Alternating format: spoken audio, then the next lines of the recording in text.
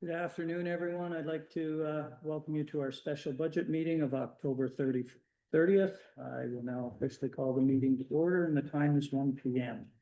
To start with, we'll begin with our land acknowledgement and a moment of silent reflection.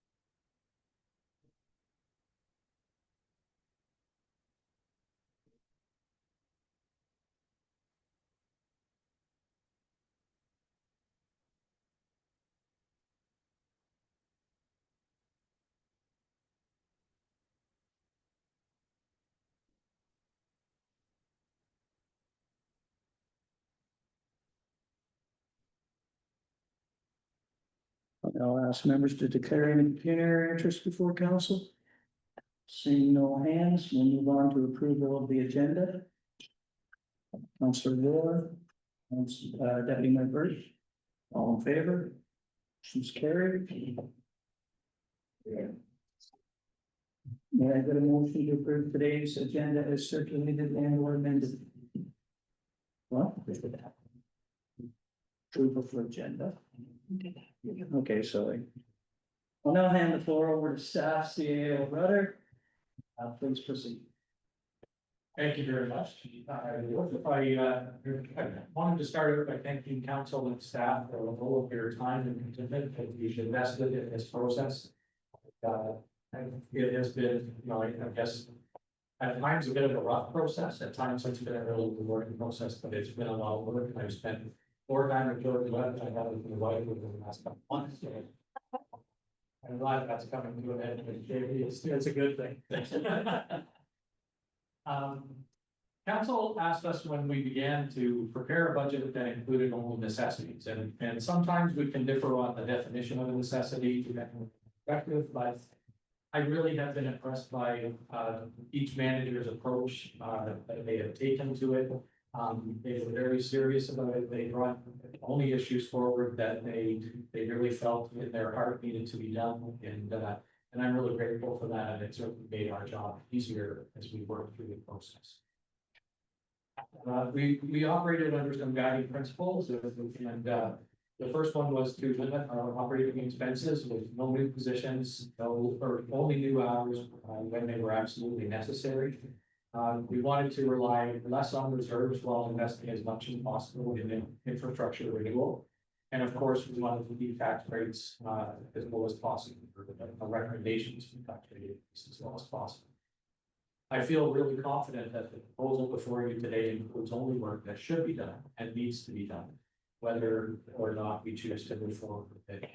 At a minimum, I feel like staff have been very careful to only include those projects. So that said, we know that we live in challenging times, and our shared responsibility is to balance those needs with our taxpayers' ability to pay. And that's what today and the meetings between now and December 9th are all about. We're working together to find a balance, doing as much of that necessary work as possible to into account the burden that places on individuals, families, and businesses who pay their bills. Our hope is that we can get through each department's presentation today, detailing major changes, projects, and challenges that they face over the coming year. And of course, we would like to answer as many of council's questions as we possibly can. So with that said, I'll turn it over to Treasurer Webb and can start to do the process.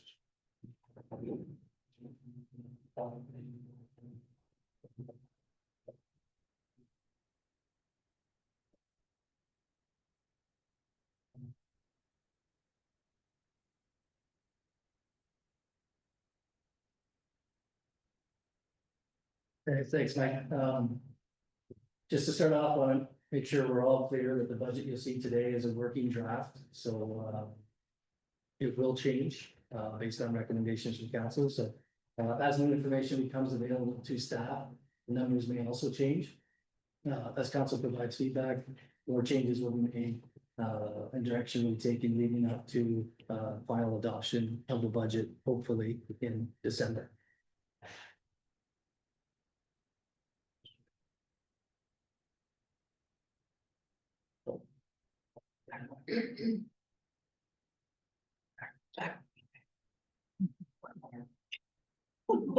We prepared this. Okay, so this slide outlines the budget schedule for the municipal operating and capital budget, as well as a Norwood water, Norwood wastewater, and Trenton Estates water budgets. Today's special council meeting marks the presentation of the first draft budget. Following this meeting, staff will incorporate council's recommendations and update the draft budgets. The second draft budget will be presented at the regularly scheduled November 10th council meeting. The third draft budget is scheduled for the November 25th council meeting, with final adoption of the 2026 budgets scheduled for the December 9th council meeting. Approving the 2026 budget in December will support improved planning and financial management in 2026. Departments will have their approved budgets in place at the start of the year, allowing a full 12 months for effective planning, procurement, and achievement of budget objectives.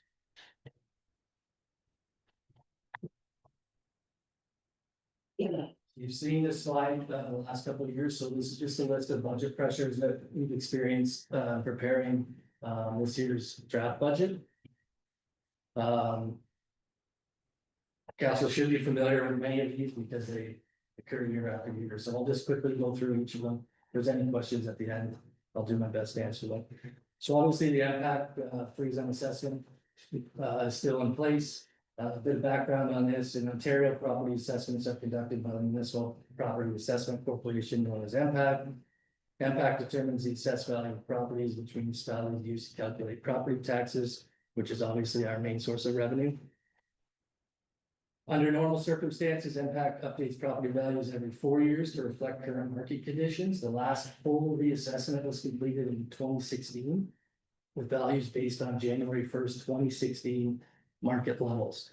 In 2020, during the COVID-19 pandemic, the province postponed the scheduled 2020 reassessment to provide stability and predictability for taxpayers and businesses. This postponement has been extended multiple times, meaning all property taxes continue to be based on 2016 assessed values of properties. As of 2025, the province has not yet announced a reassessment date. So what does this mean for the township? Assessment freeze limits new revenue from reassessments, which makes it harder to maintain and invest in infrastructure with raising the tax rate.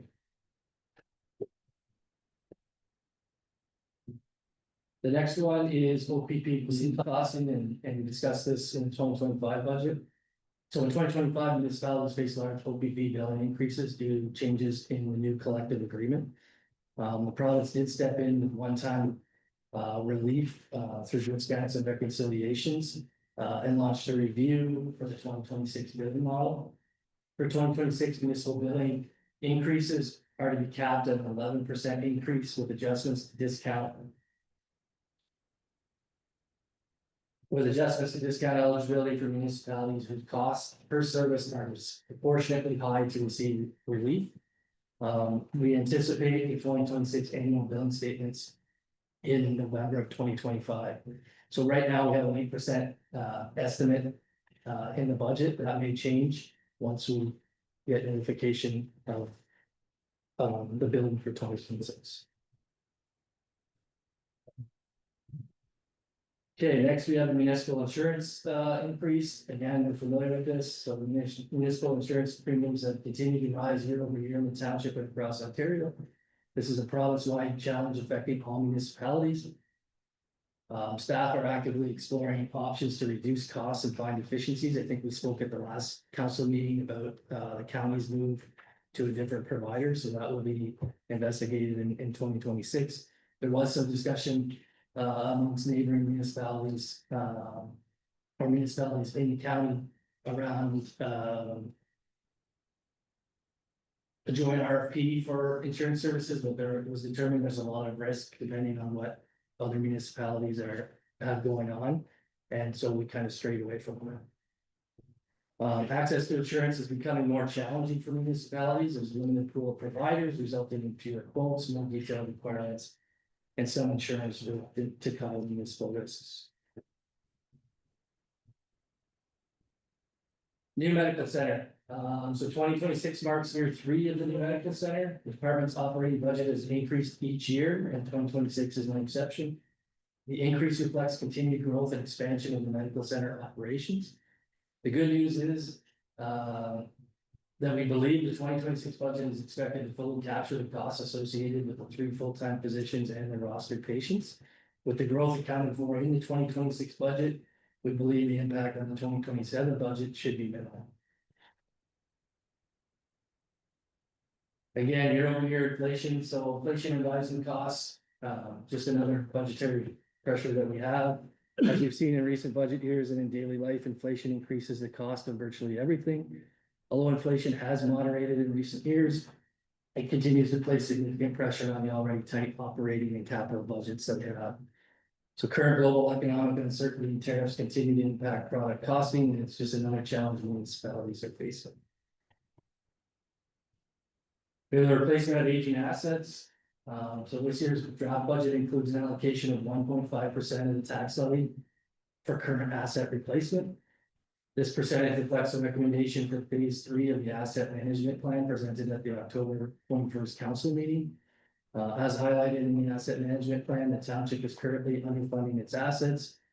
An annual allocation of 1.5% over the next 10 years is recommended to ensure sufficient funding for future asset replacement costs. We also have reserve transfers for future equipment purchases and a need for long-term planning. So we'll cover this in a little more detail in the next slide, but essentially the township has future equipment needs. It's important to set aside funds now to cover the cost when the equipment is required at a later date. Within annual contributions to reserves, the full cost of the equipment must be funded in the year the equipment is required. Given the high cost of certain equipment, the township may need to significantly increase taxes, take on debt, or reduce services to cover the expense. Over the past several years, reserves were strategically used to fund key community projects. These investments have delivered long-term value for our residents, improved infrastructure, and supported growth. As development activity stabilizes and the township continues prudent financial planning, replenishing and strengthening reserve levels will ensure funds are available for future priorities and unexpected needs.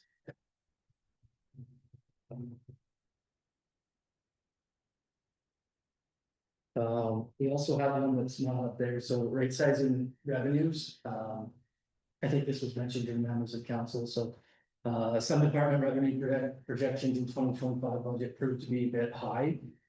Accurate revenue projections are critical to ensure the township can maintain services without unexpected deficits or overtaxing the residents. Right sizing the revenues now helps establish a more stable and predictable financial foundation for future budgets. Before we move forward, a few other small things that are important to note in the 2026 draft budget. So we've included a 2% CPI or cost of living adjustment increase for staff wages. And also the Ontario Municipal Partnership funding notifications are expected in November 2025. So the first draft budget assumes no change in our funding from 2025 to 2026. Future draft budgets will include the updated 2026 amount. Are there any questions before?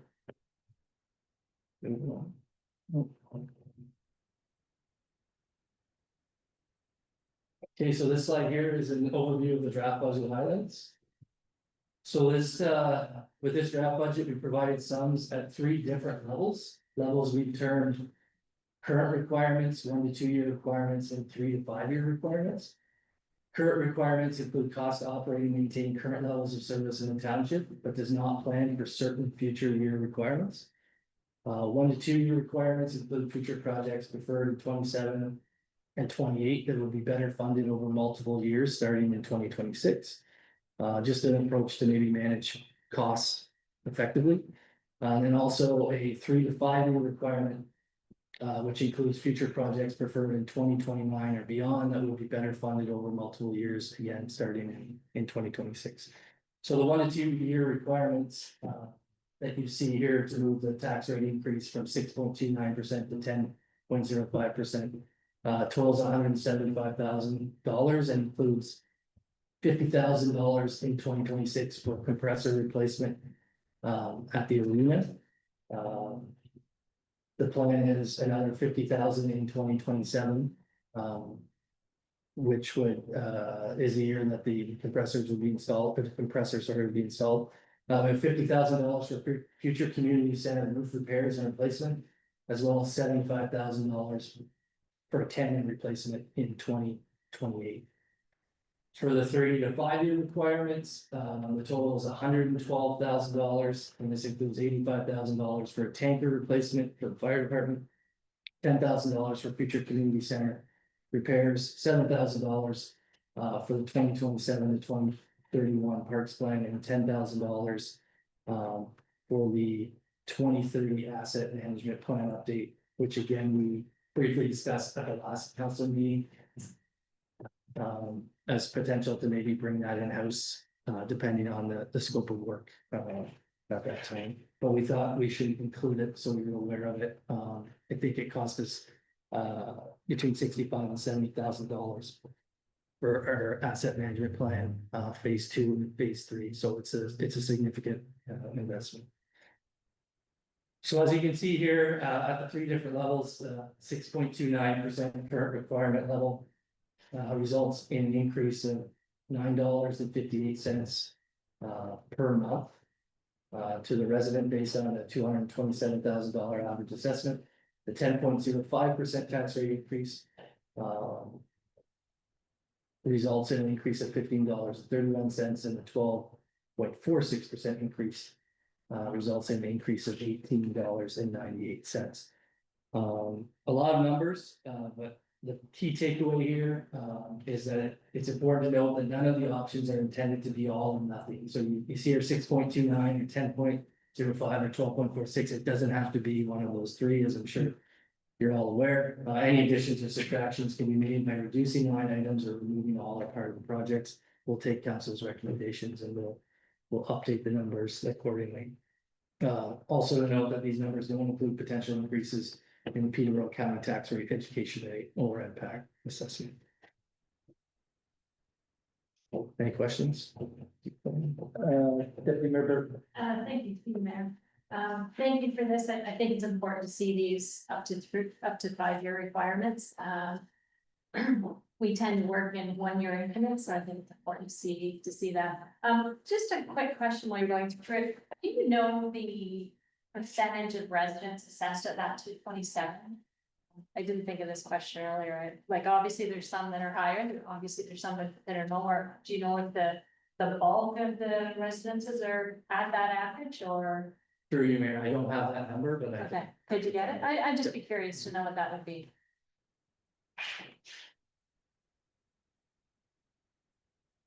Councillor Ward.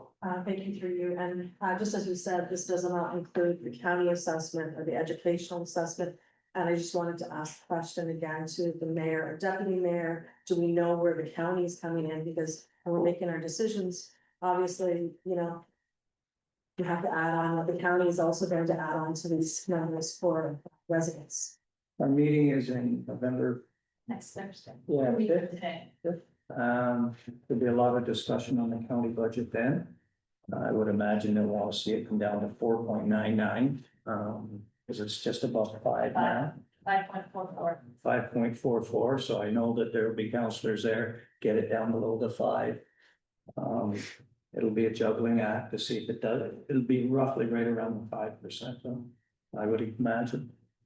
No, thank you, but just, when we're looking at the impact of our budget, we also have to take into account, just as Jordan has pointed out, that that's not all that we look at when we're doing this. Thank you. Okay, so this next slide is just an overview of where your resident tax dollars go, so 56% goes towards the township, 30% to the county, and 14% to education. This slide is an overview of the weighted assessments, so these numbers are from our October impact report. So the estimated increase in weighted assessment for 2026 is 0.8%. You'll also notice in the table that the multi-residential numbers are blank. From 2025, the province allowed new multi-residential properties to be taxed like residential properties, meaning the tax rate applied to these buildings is now the same as the residential rate.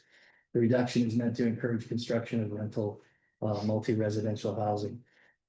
In the 2026 draft budget, we've assumed a 1% increase in property assessment and supplemental mid-year assessment growth. Supplemental assessments are mid-year property value changes that generate additional tax revenue.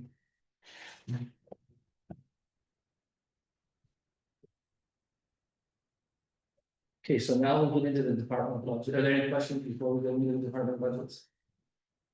So we all careful. Okay, so the first department is the council boards and committees department. 2026 sees a $7,672 increase in the tax requirement from 2025 to 2026. So of note for 2026, in this department is the 2026 election. We've planned well in 2023, 2024, and 2025 to put some money away for the election. We've had that $7,000 in there. So luckily for us, it's already in there.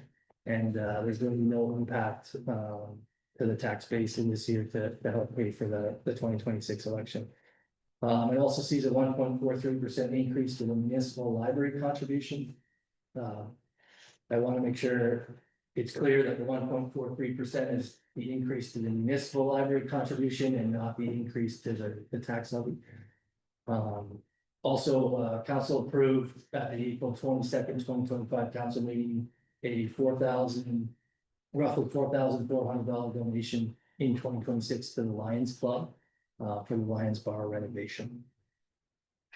The budget also includes a 2% CPI increase to council remuneration, which is consistent with the proposed CPI cost of living increase for township staff in 2026. Any questions? Deputy Member? Thank you, through you. I know Trish is here if there's any questions for the library, but I think from the library board perspective, we is at that necessity level, and I mentioned at the last meeting that we were able to get that grant. Funding through the Legion for that team program. So that was very much appreciated. Just going down to the impacts on council boards and committees on page 5 of the report, the 2% increase to councillor remuneration. I know this came up last year and I made the motion. We have been asking our staff to find efficiencies and savings, and I'm going to make that motion again. From a council member standpoint, that we do not take that 2% increase for ourselves. I would rather see the staff get it. And I know there was discussion around it last year, but I'm just throwing that out there, and I know the amount of it doesn't amount to a whole lot, but I'm just throwing it out there to council. Any further comments? Deputy or Councilor Norwood? Thank you, through you, Mayor. As she making Did you that make a motion? Or went into discussion? I will make a motion. I'll leave it to discussion for now. Okay. Or actually, if you Make want a me, motion. I would make a motion. Yeah, I better make a motion and then we can discuss. Yes, I will make. Second I would second that, yes. discussion. Councilor Lowe? No, it's all good. Everyone's good with that? All right, all in favor? Motion's carried.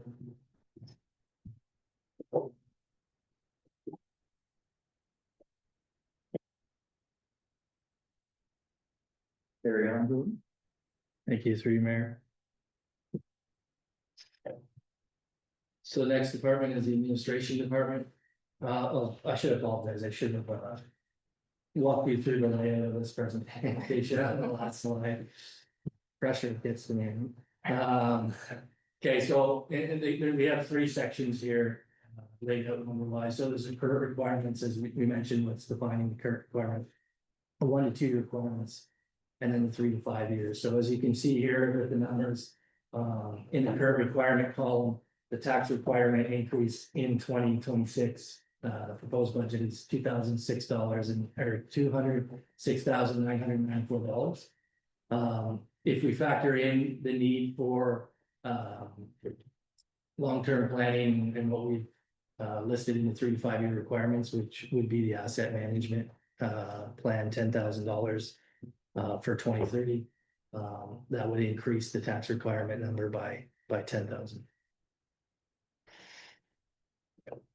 So a note for the 2026 administration budget is approximately $70,000 allocation has been added to the administration budget for asset management and asset replacement costs. As previously mentioned, the 1.5% was the recommended percentage increase in the township's asset management plan to account for current asset replacement underfunding.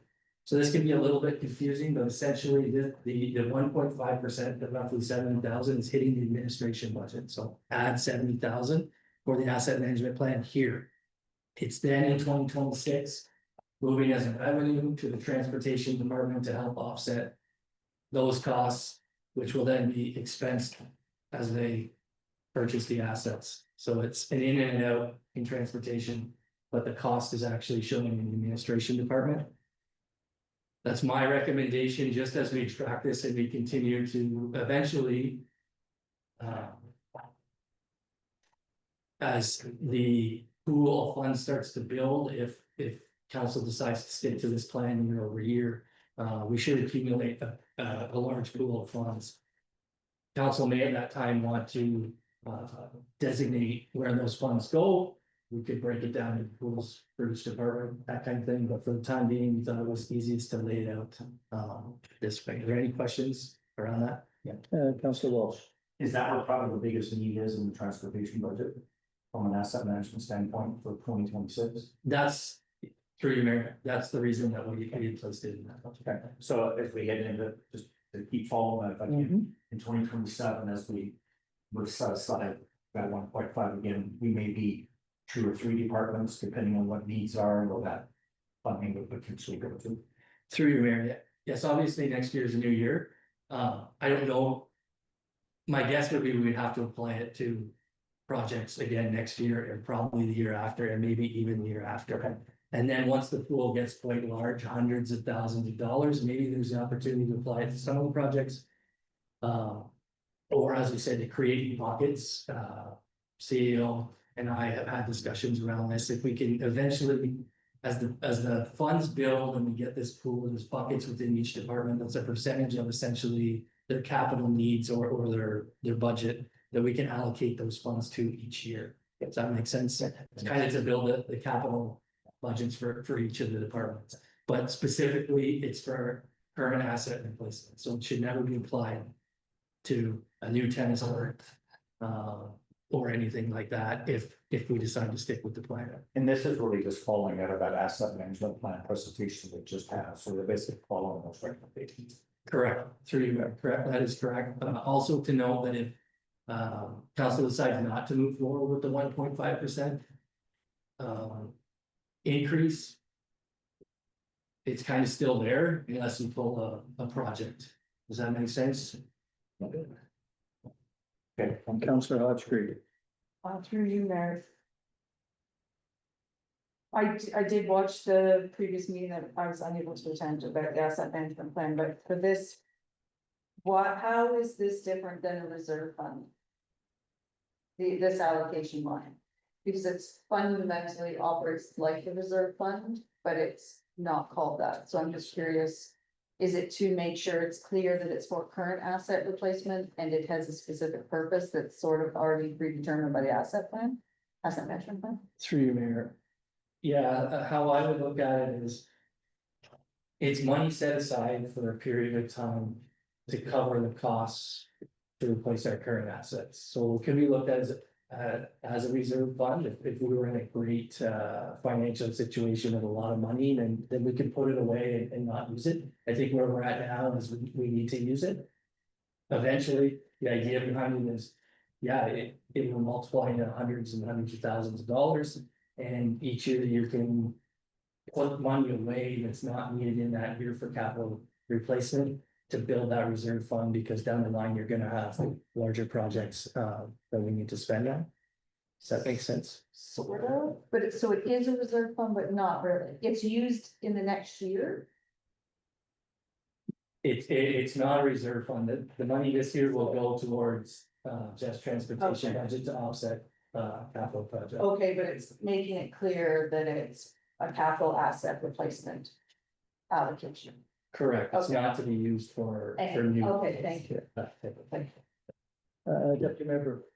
Yeah, thank you through you, Mayor. And just for council's information, we've been doing something similar in the county for probably 6 years, maybe 7, and we have a 2.5% levy, infrastructure levy, and it's based on that, those previous culverts mainly. And without it, the same situation was occurring, we were just getting further and further behind and couldn't fund it. So it's been a 2.5, every once in a while they wanna up it, we haven't upped it yet. But it has been 2.5% of the county, so just for everyone's information. Thank you through you, Mayor. We could always up it if council wishes as well. You know, these numbers aren't concrete, so, okay, also in the administration budget, we have some money set aside for IT upgrades that are required in 2026 for hardware and software replacement. On the revenue side, there's a decrease in bank interest revenue due to lower interest rates. We have estimated insurance cost increases, HR and health and safety agreements that were funded by reserves in 2025.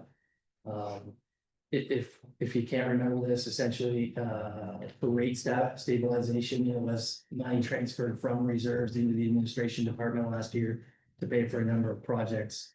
HR and health and safety were 2 of the projects. These are annual operating costs, which, will quickly drain your reserve. So we've decided to try to get them in the operating budget through the tax levy to make sure that we're funding them properly year over year. So funding annual operating costs should generally be avoided except in rare circumstances. It's important that we incorporate these costs directly into the operating budget rather than relying on one-time or temporary sources. The 2026 budget also has or proposes additional admin support for 14 hours a week. The increased hours are more than offset by the reduction in economic development wages from the economic development department restructure that occurred in 2025.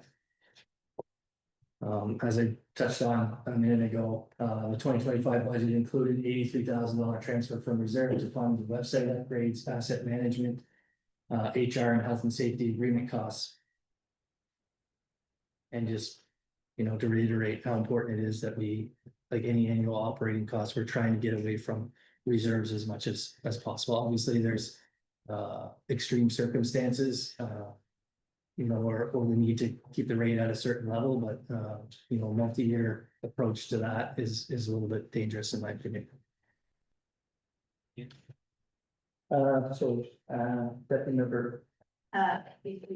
HR and the health and safety, the HR is the contract that we have with the county, correct? And from a township council perspective, we have used that far more than we had anticipated, so I think we're pretty glad we've got that in. Now, the health and safety agreement, if I remember correctly, and I tried to look back and I couldn't pinpoint it.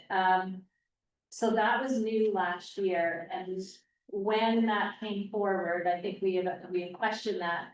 And it was highly recommended to us in order to bring down WSIB rates. And has that happened, and should this be looked at again? So that's my question.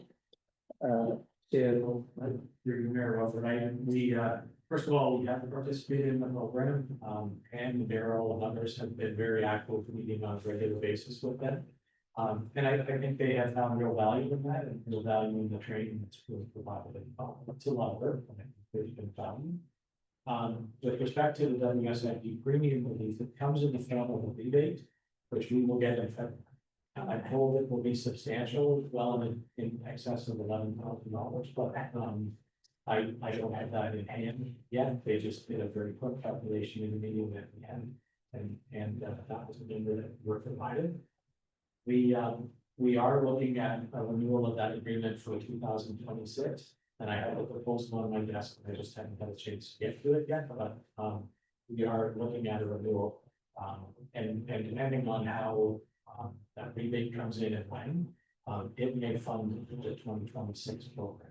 Okay, that was just one thing I wanted to make sure of, because you just never know, so you wanna make sure that. You know, what they promise is what you get, so unfortunately, we won't talk till February, but thank you for that. Councilor Wolf, did you have Yeah, any- just going around the computer expenses. My understanding is not necessarily new computers, but it's, I know it's spoken like you're on cybersecurity, which we probably never have enough money to spend on cybersecurity because that's never evolving issue. And we don't store our data, we have a place that's stored offsite, everything's stored here, is that right? Through you, Mayor. Mike, you wanna take this one? Yeah, I mean, we are looking at an enhanced backup solution that would allow, for that offsite location, to be stored in an offsite location. There actually are between 11 and 15 devices that are being updated as part of the budget, so there are a number of new computers that, are at a point where the operating system has to change, so, yeah, and I guess security is sort of the underlying factor of IT solutions. Councilor Wolf, Thank you, through you, Mayor. Just back to Deputy Mayor's question about the health and safety agreements. Has there been, time tracked on how much staff time, has taken place too? You know, when you talk about getting money back, like when, staff time is taken to do that project as well. I just want to make sure that that is good value and that's factored into the decision as well. It's nice that we might get back that 11,000 potentially in February, but if the staff time is not tracked, is it good value? I just wanted to make sure that that was taken into account as well. go ahead. It definitely will be, part of one of the factors that we use when we consider going into a 2026 agreement. But I would say that the policies that were developed over the last year are mandatory policies that are so really necessary regardless of how much time they require. But moving forward, we're into, I would say, a different level of health and safety planning. So it's not necessarily mandatory, so we'll measure the usefulness, the benefit, and then we'll also measure the cost, including our time. So just to follow up, I would never question health and safety. I think it's very important. And I sat on many committees at my previous work, but I just wanted to make sure because, sometimes things are mandated and then there's more and then it takes up more staff time. And, obviously you want health and safety procedures in place. So no question on that. Deputy Mayor Through you, Mayor. And I know this has been asked in the past, and if I remember correctly, I think Councilor Moore asked this last year with the interest, the bank interest revenues. Has staff looked at other interest opportunities such as GICs or other banks or that sort of thing for our reserves? Through you, Mayor. So yes, the previous CEO and I actually looked into investment opportunities through, I think it's called One Investment. So they deal with a number of municipalities in the province and you see them at, you may have seen them at some of the seminars you've been to or conferences. That was kind of our goal, but when we looked at the fluctuating balance and the cash flow and the risk associated with fluctuating investments or any investment. It was determined for now to stay with our current agreement, which isn't a bad agreement. And I can email that out to everybody after if you want to know what it is. But yeah, we are constantly investigating, opportunities. So, any significant investment obviously handcuffs us if we do need the money, at a later date, depending on the type of investment. So there's a lot of factors into it, a lot of, different things that factor into it. And the type of thing that obviously would have to come to council before any, significant decision will be made. Thank you. Just on to that, on the county, they got 20 years ago tied into some investments that they should not have tied in because the interest rate is so low and they can't get out of it. And I'm talking below 1%. They tied into it for that long. It's just, I can't believe it when I seen it.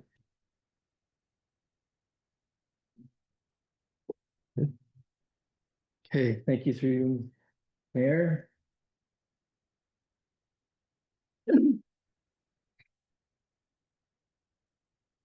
Okay, so the next summary page is the facilities department. Summaries, bring James up to speed to the department. So 2026 sees a $30,203 decrease in the tax requirement from 2025 to 2026. The decrease in the 2026 tax requirement is a result of a decrease in the department net capital and reserves. So essentially, the department requires less capital in 2026 and is asked for less capital in 2026 than it did in 2025. So capital for 2026 includes replacement of the furnace at the 1839 facility, as well as the Westwood Wells project, which we're all, I think, familiar with, which is funded by reserves and will have no impact on the 2026 tax levy. So I'll throw it over to Seamus. Thank you, through you, Mayor. I'm pleased to present the 2026 facility budget on behalf of the Community Center Parks and Facility. Before I start, I'd like to give a shout out to the CEO and Larry for the template for this presentation. So a quick kind of description. So the facilities department is responsible for maintenance, operation, and management of potential buildings. The department ensures that township facilities are safe, functional, and long-term to support community programs, services, and events. So a list of our facilities, so we maintain the Westwood Library, 1818 building on the Asphodel third line, Medical Center, Norwood Library, Town Hall Municipal Office, 31 King Street, Public Works, and Asphodel-Norwood Community Center. So the next step, so in 2025, as of yesterday, this is including the fall months of 2025. The building room right now, the Town Hall, has been used is holding 288 events and has been used for 221 of the 365 days a year, which both of those numbers are up. Last year was we held 249 events over 201. That's including paying and non-paying events. So it's a township event, food bank event, paying event, the Lions Club member. So moving forward, I think that's a good step. So we can compare year after year of, hey, this facility, maybe it's used more, but revenue doesn't completely increase enough because not all participants are paying customers. So the main increases in this budget are, like Joe mentioned, replacement. So 1818 Asphodel third line has 2 furnaces. The fire hall is 1. The Historical Society has 1. They're both oil. So the goal would be we look to replace 1, and then in 2027 replace the other. So it would be replacing from the oil to the propane. So it'd be still done separate because the fire hall obviously is the larger building was just, of course, the Historical Society. So when we had the person in the quote, they felt it was still important to separate them. Also, that allows that you're not going through adding additional work because the ceilings are covered, so you're not digging into drywall, adding extra stuff. On the 2 for facilities, just to highlight, GC Duke's lease is set to expire at the end of 2026. So we renegotiated 2 years, so that's something in 2026 to be prepared for, whether that is, like was discussed before, Public Works does something with it, or we extend with them. But that's something just to be prepared that revenue, depending on what the plan is in 2027, might be the same amount, might be less, depending on what we do. So capital projects, I mentioned that. If you have any questions about the Westwood Wells, I'd be happy to pass it along to Adam for him to answer it. And then some projects we still have to complete this year. We're still gonna look at repairing part of the town hall fence. So we are gonna look at removing the first panel, fixing the missing panel, and try to clean it up. the one panel that's shifted by the tree, unfortunately, we can't do anything at all because the tree's on the neighbor's property. We're also gonna look at the southeast corner of this building, tying the downspout right to the pump, or right to the pipe, so that in the winter. We're not having any icy situations as in the past, a couple times staff have fell winter in the building. All right, and this time, you haven't answered any questions, you have about facilities. Councillor Ward. Thank you, through there, and I want to thank Seamus because I did reach out for a couple of questions, but I'm gonna ask a few in the public, as well. So the oil tank, is, there's one oil tank inside what used to be the old safe. Now, is that gonna be removed? Is that part of the plan to remove that one for the first, step for replacing that furnace? It's the food conveyor, there's actually two tanks in there, one does fire oil portion, one does cut off, so yes. The goal would be, once the furnace has been upgraded to a propane, that would be removed. They did mention too, we could either do two things at this pass. One, you let the tank almost run out of oil, or they did say every public works potentially could use it. So we're not, if this does pass, we're not removing a brand new tank that you just paid to fill with oil and then we're out that money. So this would be a project we probably look at doing in the summer. Obviously, you don't want to maybe do something in the winter in case you have a hiccup and then now there's bigger issues. I know in the past, I don't know if other people are aware of this at the table, but there have been a lot of odor issues because of the tanks that are inside. It permeates through the whole building because they placed the oil tank right in the middle Right. of the building. I did, reach out to you about looking at staff, looking at other options, like maybe a heat pump with a splitter option, because then it would also solve the problem, because there is no air at that facility at all. No, like, so it's really hard to do those events in the Heritage Center when there's two ceiling fans, but there's nothing else to keep the airflow. You can't even open the windows in that facility. Like if the windows would open perhaps, but I was just looking at that. And if you had looked at a ductless split option when looking at pricing, because I know you said a propane option, I was just curious if there was a price difference. And I know that there has in the past been government grants, especially changing from oil to like a ductless split, but I don't know if they're available for municipality. I just thought it was something that staff had looked into or not. I did have another question regarding, I don't know you going forward with the other facilities, but you did have 41,000 replacement value for the AC at the foyer of the arena. And I was wondering if there was other options for staff to look at for that possibility as well. So we'll discuss that when we get to that. Okay, so sorry, yeah. no So worries, it's yeah. gonna be facilities and then Okay. I'll come back. Okay. And I do have one other question about the facility at the Westwood Library, which is a facility. I was just wondering about the ramp completion. What kind of date completion, is there any more costs involved with completing that ramp at the Westwood Library? And maybe the CAO, Trish Reed might be able to answer that as well. So we're just waiting for drakes to come back. There's a little asphalt needs to be repaired because there's such a large slip. So that's the reason it hasn't, because it's a health and safety concern, so they're supposed to be, which I'll follow up with them again to get an exact date, so. They're supposed to build the asphalt and then we'll paint the lip, so there'll still be a little bit of a lip, but not as large of a lip right now. And then, so that I'll follow up with them, but yes, we're aware of. But no other anticipated costs. that- So it just be what the cost of the job. Okay, great, thank you. Any other questions? No. Deputy Mayor? Oh, no, just to follow up, and maybe you're gonna answer that. Councillor Moore mentioned about the heat pump or the air-to-air ductless split, I guess you call it. Has that been looked at for the heritage facility? or- So through the mayor, we will look at that, did have a conversation with the gentleman who gave us the quote. He said that was still require a backup heat source. But that's definitely something we can look into, providing an option that if we are looking to replace something, you might as well, if it's cost efficient, replace it that has the AC option too, because like you said, if you don't want to be showcasing that building with the history in it and it's 40 degrees in there. Yeah, and it does have these sports. Yeah, it does have phase 4B. Yeah. So there is a backup.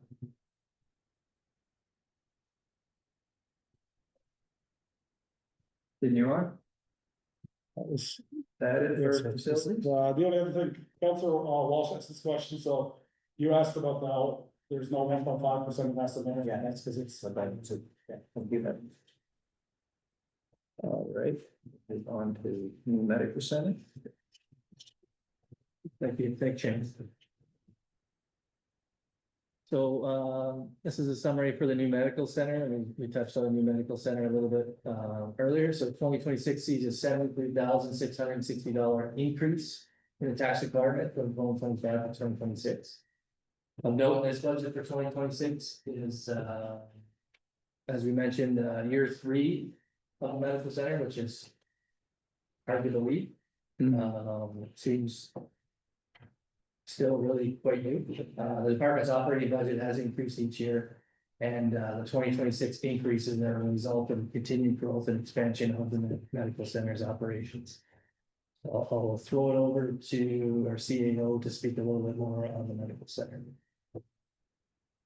You, Mayor Wilford, and Ed will chip in wherever you would like as well. So, as Jordan mentioned, we are in the process of ramping up the physician practices, and so part of that, we've had to annualize wages for physicians that have begun so throughout the year.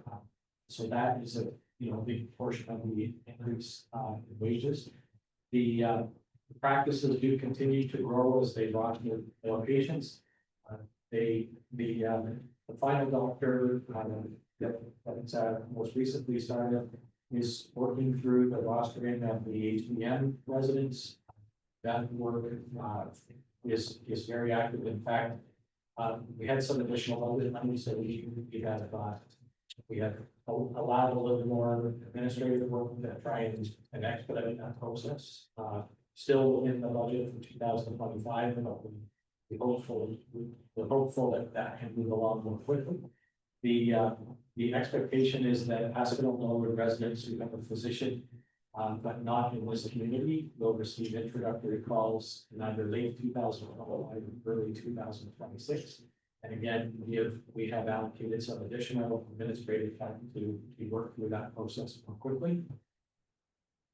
There is one fairly large increase, really adjusting to the actual costs that we're seeing for the scheduling and billing software.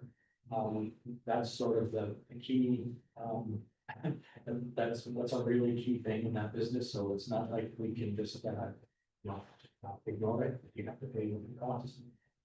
And we have included some legal fees to implement the council's decision once we do our report on a governance structure for the creation of a management structure that may be different. So we hope to have that report done at the second week in November, and council can make a decision on including some legal fees this budget to do what is necessary to implement. Okay. Questions, Councilor Walsh? Yeah, thank you for that. And I asked this question of you regarding staffing, because it's just the staffing costs just keep going up. Like we're at, there's 68,000 staffing costs for budget versus 2025. Ellie, are we fully efficient over there? I keep telling everybody, are we efficient over there, or is there room for still some efficiencies? I struggle with the staffing costs just continually going up.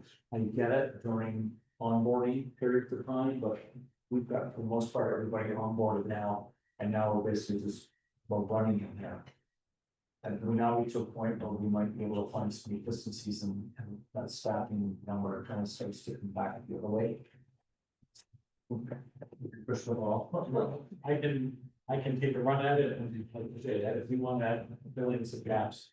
Part of it is we're getting to know the operation a little better too. So we meet with the physicians and the office manager once a month. First Tuesday of the month we meet, and we talk about what they're seeing, sort of their view from the ground, and we're getting a better handle on what's required to provide the support that we need to provide. I think Jordan mentioned that he thinks that we're sort of where we need to be, and I would agree with that assessment. In our last meeting, they talked about potentially, you know, the final doctor, I apologize, I don't know the names as well as everyone else, but the final doctor will have the practice full towards the end of the year, and there may be some additional requirement at that point. We reviewed the budget and we think there's some capacity in there to accommodate those additional hours without any additional budget, so. That would seem to indicate to me that we're sort of at that threshold where we now have it built into our budgets. In terms of efficiencies and you know, those are things we continue to monitor and you know, we may have some recommendations as we get further along and understand their processes better. But I think we'll be in a lot better position to make those determinations once the practices are full. Yeah, no, and that's fair, because we're all learning as this medical center has been built. When we go, just one additional question at hand. Now that we're, you know, getting some volume of patients there, is the lab opportunity a realistic opportunity for us to look at as an additional revenue stream for us, if there's somebody drawing blood in there, like labs draw, they're in there every day. I just wanted to do an opportunity that we could have our own lab set up out there.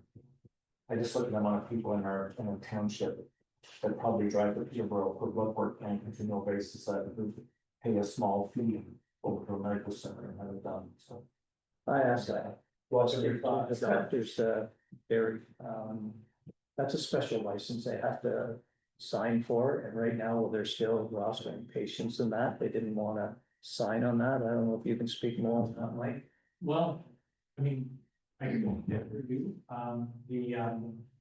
The previous CAO had reached out to, there were really two major providers of lab services in the province, and he had reached out to both of them. One said they weren't really interested, and one said that they would be interested in having a conversation. We are in, we'll be following up on it in the future, just to make sure that they understand what we have to offer, and I know that when we spoke to the physicians about it, they were quite excited about having that in the community, even if it's not under the same roof, it could be in the same community. They were very excited. Okay, yeah, I just think it's an opportunity that I'd like us to explore. Yeah. Move further comments? Okay, Jordan. Q3 Mayor, so the next slide is a summary of the fire department tax requirement for 2026. So you'll see it's a decrease in the current requirement column of $57,069. That would increase by $85,000 if the tanker, the transfer to reserve for the tanker replacement in future years is added to the budget. So to note, in the 2026 fire department, similar to the facilities department for 2026, the decrease here in a tax requirement is a result of a decrease in the department net capital and reserves. So essentially the capital asks under the current requirement column is less than essentially the items that were asked for in the 2025 budget. Also included is an additional 3 hours per week for the fire chief, moving the position to full-time. But we have increased costs for equipment and fleet repairs and maintenance. And the capital included in the 2026 budget is the purchase of a decom washer to CRA speak on the details of this, but this is potentially funded up to 75% through the fire protection grant for cancer prevention. So our net cost would be $10,000. I think the washer is roughly $42,000. So $32,000 in funding. Also is replacement of air bottles, bunker gear, and then dash cams for fire apparatus. So I'll pass it over to CEO again to provide a little bit more detail on some of those items. You're acting fire chief now? I promise the other managers will get a chance to speak at some point.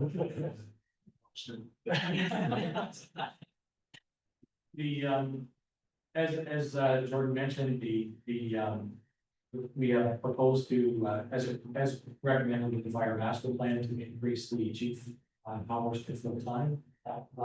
That would I guess, have a couple benefits. It would allow us to defer the additional municipal work that was recommended from the master plan. And so it would, still, we would still have time to do the additional work, like policy development. I talked earlier about how the health and safety established the new, our establishing regulated bylaw needs to be renewed, and I'll talk a little bit about the reasons for that later. And of course, fire prevention administration is becoming more and more an issue. I know even recently we had a situation where the fire prevention team had to get involved. There was, a lot of administrative work to support those efforts. So, we have also included some money for additional training. Council will recall that 2026, we're facing a deadline for certification of firefighters. That deadline, well, it may change, but we're not hearing that it will definitely. And that means even experienced firefighters have to take some pretty intensive courses. They do 40 hours. So for pump operations and hazmat operations, as an example, they do 40 hours online training before they come to the fire academy, and then they spend between 4 and 5 days in class there. So it's a significant commitment for each of those firefighters, and so those deadlines are still there. So we should include some additional staff training in there. The decon washer that Jordan mentioned, one of the challenges that I guess has been uncovered over the last few years is the contaminants that attach to the bunker gear are really carcinogen. So they're, as they carry them in their cars and as they carry them, or as they wear them and are exposed to those carcinogens, then the risk of cancer is actually increased. So one of the things that Darrell is proposing to purchase this year with the grant that is provided for cancer prevention from the province of Ontario is a decon washer. So it essentially would have the ability to wash his own water gear and eliminating or reducing that cancer risk for fall. We've also included some money for dash cams. This is really just a risk management initiative to protect from liability, to provide an accurate record of events both on the way to the scenes and on the scenes. And so, we're just becoming an increasingly litigious society, and so having that record, a number of fire departments have used those to protect themselves and to defend themselves in cases of the lawsuits. We are proposing, you'll recall that the fire master plan suggested 10 new firefighters in Norwood and 5 new firefighters in Westwood fire stations, and so we're proposing to incorporate those on a very gradual basis. We have to update the establishment and regulate follow because it actually caps some of the firefighters we can hire. So we need to do that administratively before we can actually do a hire. So we have proposed a mid-year recruitment where we have those two firefighters in station 1 and 2, or 2 in station 1 and 1 in station 2. 6, 7. And so anyway, we propose to do that sort of starting in mid-year. That actually allows us to push any training requirements, whether it be a recruit program or other, into 2027. So again, it allows us to do this more gradually. And so, yeah, the other thing, and Jordan referenced this as well, we have increased our vehicle maintenance. The fire master plan showed some numbers that really indicated that we were spending more than we were budgeting on a fairly regular basis, and so we have increased those numbers to bring us closer to actual spends, so we don't have the deficit situation in our Just a question, Mike. The decontamination washer, is there other municipalities around us that have that? Is the first question. And on to that question is, if we are the first, Because this is what they used to do, sorry, a few years ago when I was on the fire department, we were the first ones to have the bottle fill station.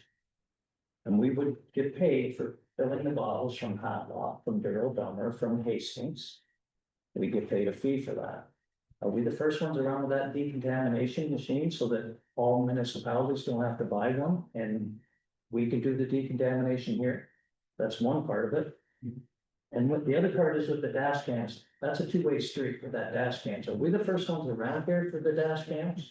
Or just say the city of Peterborough have them, which I don't care about the city of Peterborough, but Havelock, Belmont, Darrell Dummer, Hastings, the smaller municipalities, I do worry about that. I apologize, I don't know the answer to either of those. I didn't think you would, I'm sorry to put you on the spot.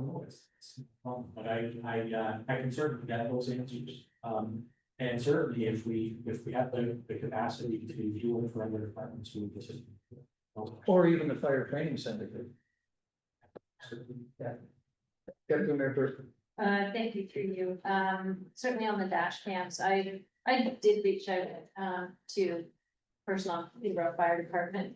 And, I know that's completely different from a volunteer fire department. They are full-time, they have 3 full-time stations, full-time chief, they do not have them in their vehicles. And, you know, their call volumes are much higher than our township, which is the smallest in the county. So I think from a dash cam perspective, I think it's one of those things that would be nice to have. I don't think they're not mandated right now. And I agree. I think you can go 2 different ways on there on, you know, there's pros and cons to those and I would much rather, you know, maybe put this off to the side. It's something that can be looked at, but I don't believe so for the 2026 budget.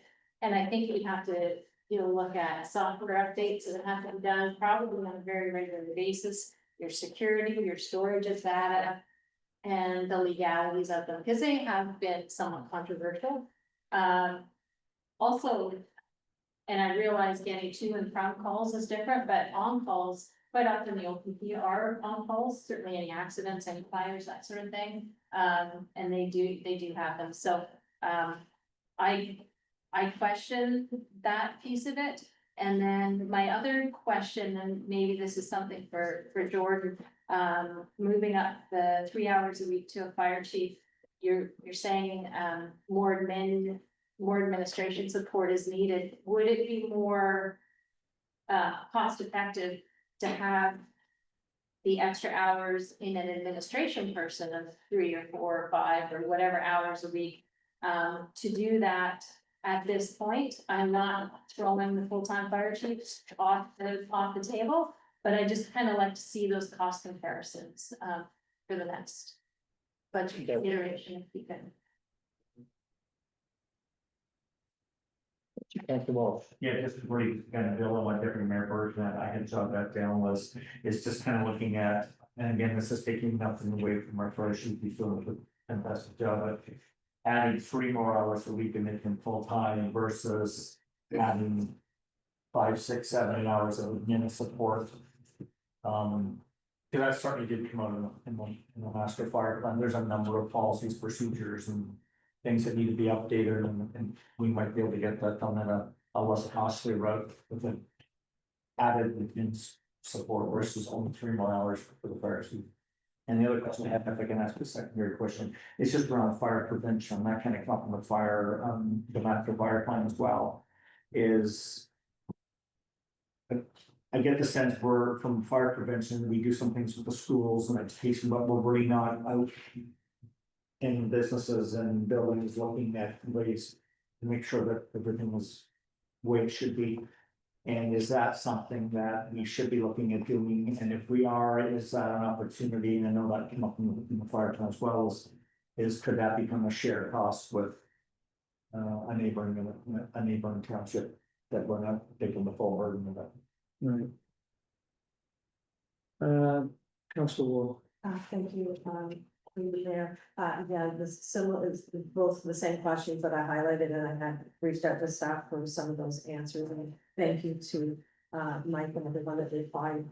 I agree when you brought up the dash cams two-way street, but I really do like the idea of cost sharing with other municipalities, just like what Councilor Walsh brought up. I think that we're not looking enough into those things. And, you know, maybe there is, you know, kind of a user paywall that people use to, you know, to utilize some of the things that we might be purchasing to offset some costs.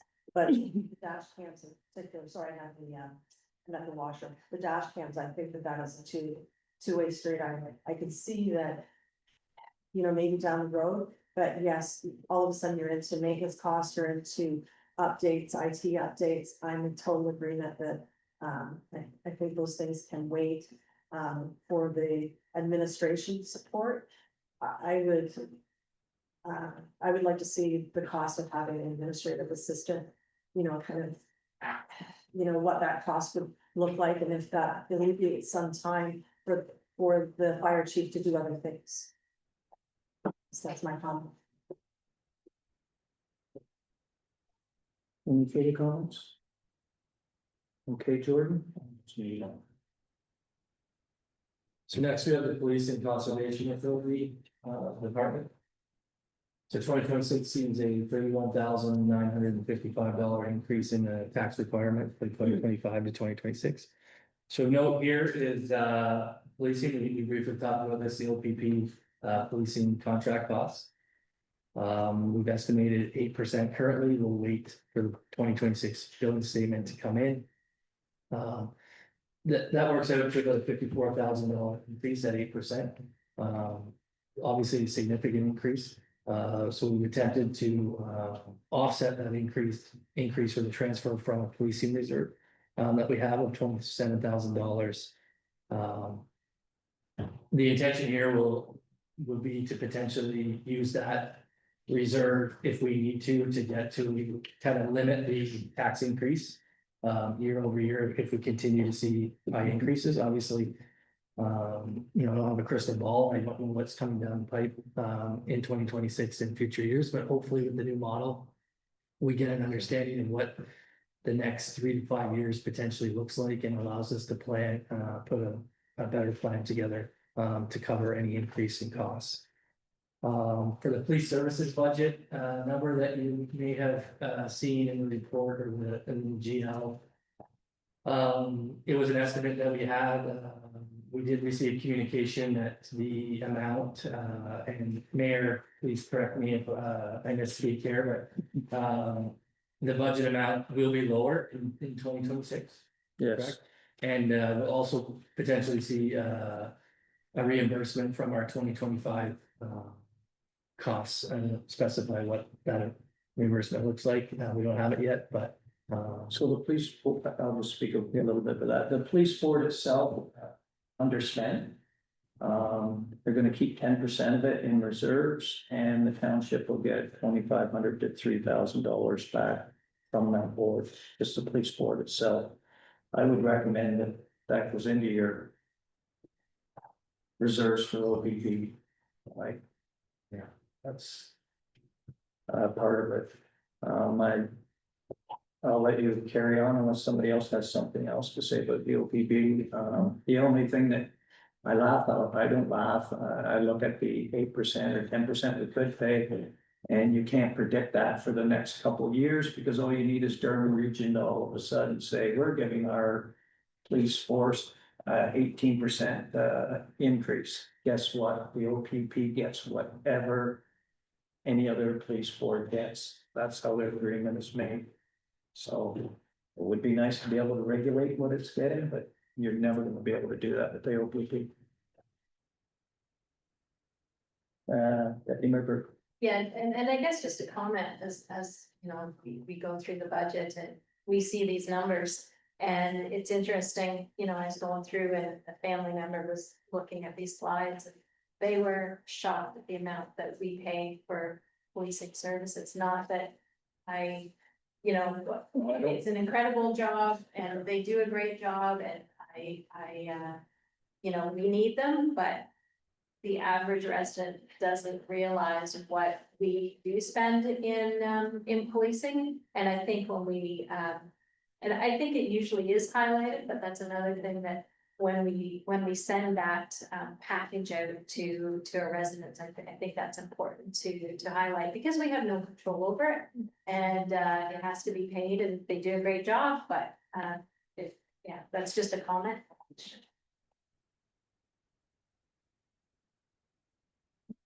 Thank you, through. Conservation Authority, so there's also an increase, in the operating levy apportionment for 2026, from the Ottawa Region Conservation Authority. The good news is there's no change in our source water risk management services and outreach program cost in 2026. We have an agreement that's in place till December 31st, 2029. So that's a flat rate per year of 27,254. You probably remember from last year, it did increase quite a bit based on new data within the township. So This year, the figure's $3,277 is our tax, or is our increase. are there any questions before? we move on? I remember when they came, it was either last year or the year before, and CAO came and spoke about the core services that they offer, and then the extra services, and I forget that terminology that they use. Do we have a breakdown of the two, the core services, and then the mandated services, and then the non-mandated services? Do we have that breakdown for this year? Through you, Mayor, is that, maybe you could speak to this better than I can, is that through the apportionment? Yes. section? Okay, so this may be some of the discussions. I'll get you a copy of that and bring it in from the Conservation Authority. Or you just send it, she can send it. Send it to everyone. And I think if I remember correctly, we saw those, and I think they are services that are important, but I just want to double check that if you don't mind. There's some services that they actually do, and you'd wonder why they do them. But it ends up saving us money in the long run. Right. They look after, the Beaver Marine Resort for, city of Peterborough. They ended up, they could do it cheaper, and it's a revenue thing that they make from it, plus they're teaching classes there to kids that are staying there. Which is beneficial, and that's the same as that, Force Out Gates. They can put the training in there for kids and stuff too, which is a revenue thing, it's not. Yeah, if you could just get that. I can get that for you. Thank you.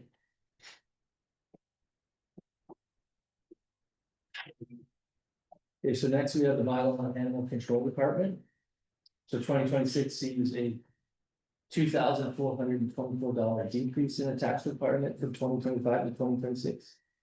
So note here in this department, and it is a small change, but it's the animal control contract. Sorry, as well as the Northumberland Humane Society pound fees. So this is a contract that expires in 2027, so we'll need to have on the radar. And I'll pass it over to Ed. Comment. I can see the vote through the bylaw portion. It's a bare bones budget. And really little no effect to the budget. That's couple thousand left. And before it, in June of 2027, they'll look at renewing the contract with the town. And that's about it. So, any of the money to replace livestock kills, that type of thing, is money in, money out, and stuff. So. Right. That. Councillor Walsh, has a question? Pretty much, good question. Obviously, we're happy with the Humane Society and the services they provide to us. We very out that the contract is going up. Everyone's going up, but I'm going up $300. So they're very, very livable. It sounds like we have good service with them, so we can. No further? I'll let you carry on, Jordan. Or Ed. I'll just chat quickly, sorry. So next is the building department. So the building department is self-funded and surplus is allocated to reserves for the Ontario Building Code. So note here in 2026 is the transfer from reserve required to offset department costs is $89,650. So this is a significant decrease from what we had in the budget last year, which was $133,345. The decrease is a result of reduced staffing levels in 2025, as well as a reduction in the department's computer expense budget. So essentially, one-time computer expense costs that were required in 2025 and no longer required in 2026. So again, I'll pass it over to Ed. Through your mayor, as you can see, the building department was doing an awesome job. Keeping the prices down, not increasing fees in any way whatsoever. And we hope to continue to do so. If there's any questions? I was just gonna say, keep up the good work, Ed. Any questions on our building department? Councilor Walsh? Just one question. So it is great that over the years where we had lots of growth, but we built that fund in the year where we don't have growth, we can use it. What happens if that reserve runs out, you know, becomes a tax fair, right? True, yes, yes, we will be similar to the way we were, most building departments operated through tax revenues. Okay. Only during building growth do you create that nice reserve fund. Yeah. And a lot of the other building departments I've noticed, they're in deep trouble. They're relying on the tax base now, or at the end of 2026, they will be. We're in pretty good shape, and with DPH4 coming on stream, I can see us being in good shape for another 3 years plus. And by that time, hopefully, we have more development coming on. If we can get some provincial funding into the wastewater treatment plant, then we will be in really good shape to continue. Any further questions? Okay, Jody? Okay, next we have the transportation department. So the current requirement, tax requirement increase in 2026 is $36,249. If we factor in the 1 2 year requirements, which is $75,000 for the tandem truck in 2028, that would increase the tax requirement amount by $75,000. So note in this budget, we have increased gravel surfacing costs. We also have increased training and seminar software and licensing fees and estimated insurance cost increases. Capital for 2026 includes 7th line, surface treatment, 8th line surface treatment, River Road, sidewalks, Baker Street, grader lease, as well as the purchase of a one-ton truck and plow sander to replace current truck that's part of our fleet. So I'll pass it over to Jeff. Great, thank you, Mayor and Council. I believe was saying, I think, thanks to our CAO and our treasurer for over the past few weeks for accommodating me, and it's been a great process, lots of communication all around. So no, it's been excellent, and I think to take it one step further, I think just for Jordan for a second budget, how much he's grown, I think that's also pretty nice to see as well, sort of thing, a little more confident. And as far as for the Department of Transportation, I think this year being a year and a few months back in, I think we've got a lot of work left to do. But we're not due north yet, but we're northeast, and I think this budget now, coming through the process with staff and where we're headed, it's I feel like we're getting the ship back on course, so we're getting it. Anyways, yeah, we've got some big increases just based on the summary with the gravel resurfacing. You can see we increased that significantly, but I think we're all well aware of some of the gravel challenges we've had. We had some great questions from councilors leading up to this point. I think it's important not to panic. It's because it's a township-wide issue, and it's not isolated. So I think we just have to chip away at our boxes, get the plan back in order, and just focus. So this year we concluded the north end, and we had some surplus left in our tonnage, so we knocked off another road down on the 4th line south that we had some problems on, just to get some fresh gravel on it with that excess. This year, 2026, we're anticipating, the east end, which is our biggest portion. It's probably close to 1/3 of the township, and it's, anticipated, I prepared the budget to put a double on, which a lot of the roads, once we get that process going, we would just put a single pass on.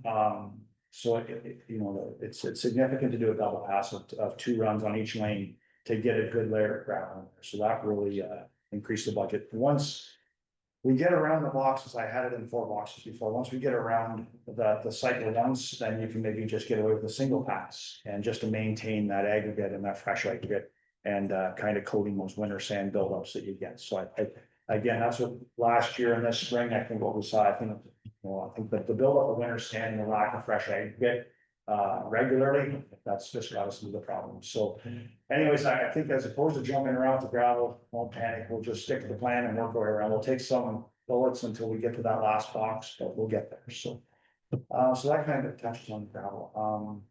And again, with the summary on the capital, just based on the surface treatment plan, of course, last year we removed the 7 and 8 line of the budget and we're just bringing this back again. It worked out phenomenal for us this year. It was actually it was a good thing. We had staffing changes last year, as everybody was well aware. So we had junior staff stepping up into more senior staff positions with the extra. I think the guys did great. It was nice with the 8th line this year to be able to do the ditching and the culvert replacements and not have the pressure of the surface treatment coming in August.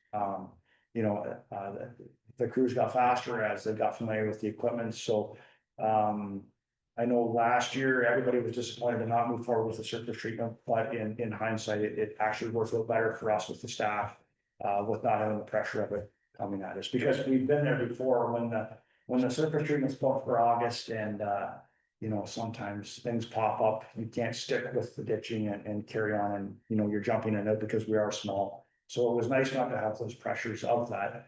So regardless of the decision, the 8th line is right below the aggregate and shaping. River Road, as discussed on the council road tour of closing the no winter maintenance section. This was the first phase from Humphreys line to the 3rd line. The gates anticipated and included in the budget are the same gates that you see on the Trans-Canada Trail with the same locking system. They're nice and sturdy. They were installed by our own forces. Council had a great question, and I did miss some signage. We would have some increased signage, but your average road sign with hardware posts sign included is around $110 for the cost. So I feel confident that the operation sign budget would absorb any signage that we would have to put if the gates remain in the budget. Sidewalks, as a team, we did reduce what I had included in the sidewalk budget just to make things work. But it is nice to have sidewalks to remain it again to try to complete something. Anticipated for next year in the sidewalk plan was a section of sidewalk from King Street to Huckleberg and a section of sidewalk from Queen Street to Legion Street for replacement. So that's what we anticipated on doing. This year, some kind of anomaly, which is not many things go down. Sidewalk prices did go down, square meter price did go down. So what I had incorporated the budget, we saw lesser pricing on sidewalks that were just completed on Wellington Street. So that was good. So I feel confident reducing the sidewalk budget to make everything else work. It will be based on procurement, what we actually do, how far we can get in the plan. So once we'll put the tenders out and see what we can do, and we'll come back and go from there with what we have. If a section of sidewalk, if one section of sidewalk was to go, I would probably look at that section, Queen Street from Queen to Legion on Cedar. And then if we could complete that and we did have a surplus, we would do some spot replacement just to move forward and use the budget. To keep the assets rolling. Baker Street, I was 15 years, but I finally remembered it. It was Baker Street was always one. It wasn't part of the surface treatment plan, but it's just a bit of a maintenance nightmare for us in town. So I did put that in there this year. It's just to get it coating on it. It's a gravel section off the end. There were some new houses built kind of past the end of Baker Street, and it's gravel, and you see it anywhere you see a hard surface gravel transition, they always pothole. I think the tires hit the gravel and they automatically torque, and you get that pothole, so we end up with some major holes. There's only the 3 or 4 homes down there, but again, I just voted Baker Street in there to, if by chance we have a surplus after the tenders go through, it will be nice to complete it, just to cap it, because it is intense. And it is a bit of a maintenance issue for us. The greater lease, we've looked at that every way possible. And I said, for me, it points at real world finances, even in your own home. If you can't afford something, you know, you have to look at some kind of a finance. So there is a cost of borrowing with a lease, of course. But as opposed to, I think the Volvo grader that we currently have was a $230,000 expenditure when we purchased that. A grader now, and I went through this in North just before I left, we were $725,000. So as everything has jumped leaps and bounds, graders are included in that. We have been in a lease before. Deputy Mayor of the day challenged me once with a loader. I was very green. I think it was my first budget, and I brought we needed a loader, so I brought a loader. They sent me away to investigate a rental because the loader didn't, it's busy times in the winter time. So we looked at possibility of a rental, which I kind of stumbled onto a lease, which worked really well for us at that time. Again, the loader at that time, and that's our current loader we have now, was $165,000. It's not a $700,000 piece of machinery by any means, but just again, we're all well aware that Volvo fails us every year, and it seems to be in May. I just sent another invoice in for when it was stranded at the arena. That invoice just come through for another $9,000 for that repair. So, anyways, it's just become that maintenance nightmare for us, and the lease by far seems to be the best fit for us at this current time. The 1-ton truck plow Sanders. So I guess I know we've been efficiencies, we've been really focusing on that since last year with our circumstances. In 2015, when we brought the 1-ton truck plow and sander on board, that was a huge thing. We were looking at efficiencies at that point as well.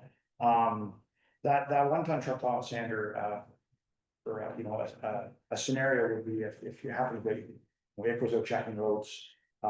Usually there's a dozen spots that will ice up. The patrolman has material on and can usually deal with those 10 or 12 spots. Before we had that piece, we would have to call somebody in and bring out a big sander and service the roads. But that particular piece, that they're worth their weight in gold for us for our operations.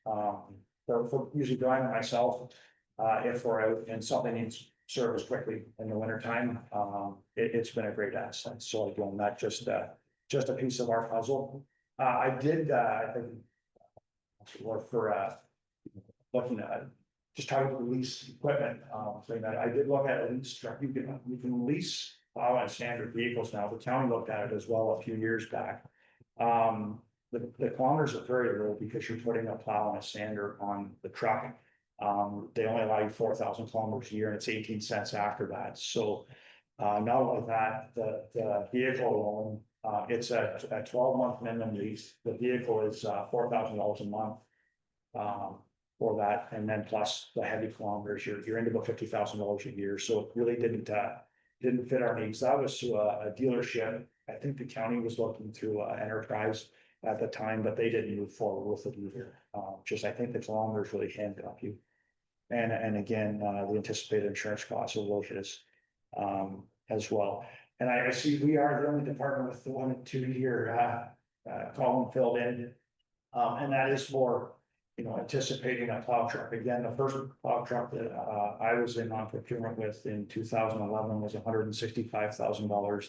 That's identical truck today is $430,000. So, and I think it's important to recognize with those right now, COVID has really set it back. So we're anticipating a 2028 replacement.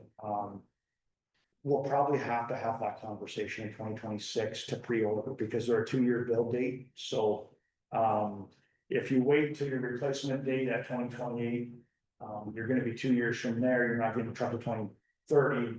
That older piece becomes your problem child, then you're getting those big bills for replacements, so. Again, that's kind of a digressing from the budget, but that will probably be a conversation, because the bill dates haven't corrected. It used to be a year or just a little less, but that's not the case anymore, it's still a 2-year wait, so. Anyways, I'm happy to answer any questions if I haven't. I got two for you, Jeff. Gravel sales, is that out at the Mains Pit? Yeah, correct. So we get a royalty off of any of the pits in our area. Yeah. We get so much a ton off of. It's hard every year. You can't You judge. don't know, and so yeah, it was was it last year, Jordan? I mean, we had a good, yeah, we were over this year, we were a little under what we were anticipating, so. My question, Jeff, is, the 1-ton truck in replacing. I see you had 30,000 down there for the grader and the 1-ton truck we could possibly get. I'd like to see us get 30,000 for the grader and leave that 1-ton truck in Westwood. We had a backhoe, we sold that, I got very cheap dollars for it. But we run our backhoes from here out to Westwood or Asphodel Heights. And I do not think the wear and tear on those vehicles is very good. Is there any chance that this 1-ton would be any good for you? Leaving out at the Westwood site and plowing out there at the library, at the Heritage Center? I know it's old. I know you've sunk a lot of money into it, so it should be in pretty good shape that way. I'm just wondering, is it worthwhile keeping? Great question, and through you, Mayor, you're not wrong that the truck would probably be more value to us than what we're actually gonna get out of it. Yeah, I don't know if you thought about that. no, I haven't, but no, it's an excellent point, and it's something I'm more than happy to put some more thought in, and when we come back, we can discuss. Okay, I just wondered because I can remember they got rid of the backhoe. Yep. Bang, the next year you got all kinds of ice on the back roads. They're driving a brand new one, way out there. Yep. Theoretically, it should be trailered out there when you're going that distance. No, it's, But, no, that's that's an excellent point, I'd be happy to do some further investigation for sure. Something there, Bert? Oh, thank you, Tina. Thank you for your report, that it's spread out here. I know last year my question was for the gravel resurfacing, do you have enough money in there? So it looks like you do this year. Yeah. I think maybe there were some changes that needed. That comment haunted me all last year, actually. So I'm not gonna ask it, it looks like it should work, so. And then, I know when I had my meeting with Mike about the, first look at the budget, my one comment, and I'm not gonna go there, but, obviously the 7th needs done, or the 8th done, should we wait and do the 7th, but I really, we gotta bite the bullet sometime, and I feel like we've been putting things off a number of years. Doing the work on the 7th and getting that done, will we be in time to get surface treatment on there and get everything done before this time of year? Through there, absolutely, will, Okay.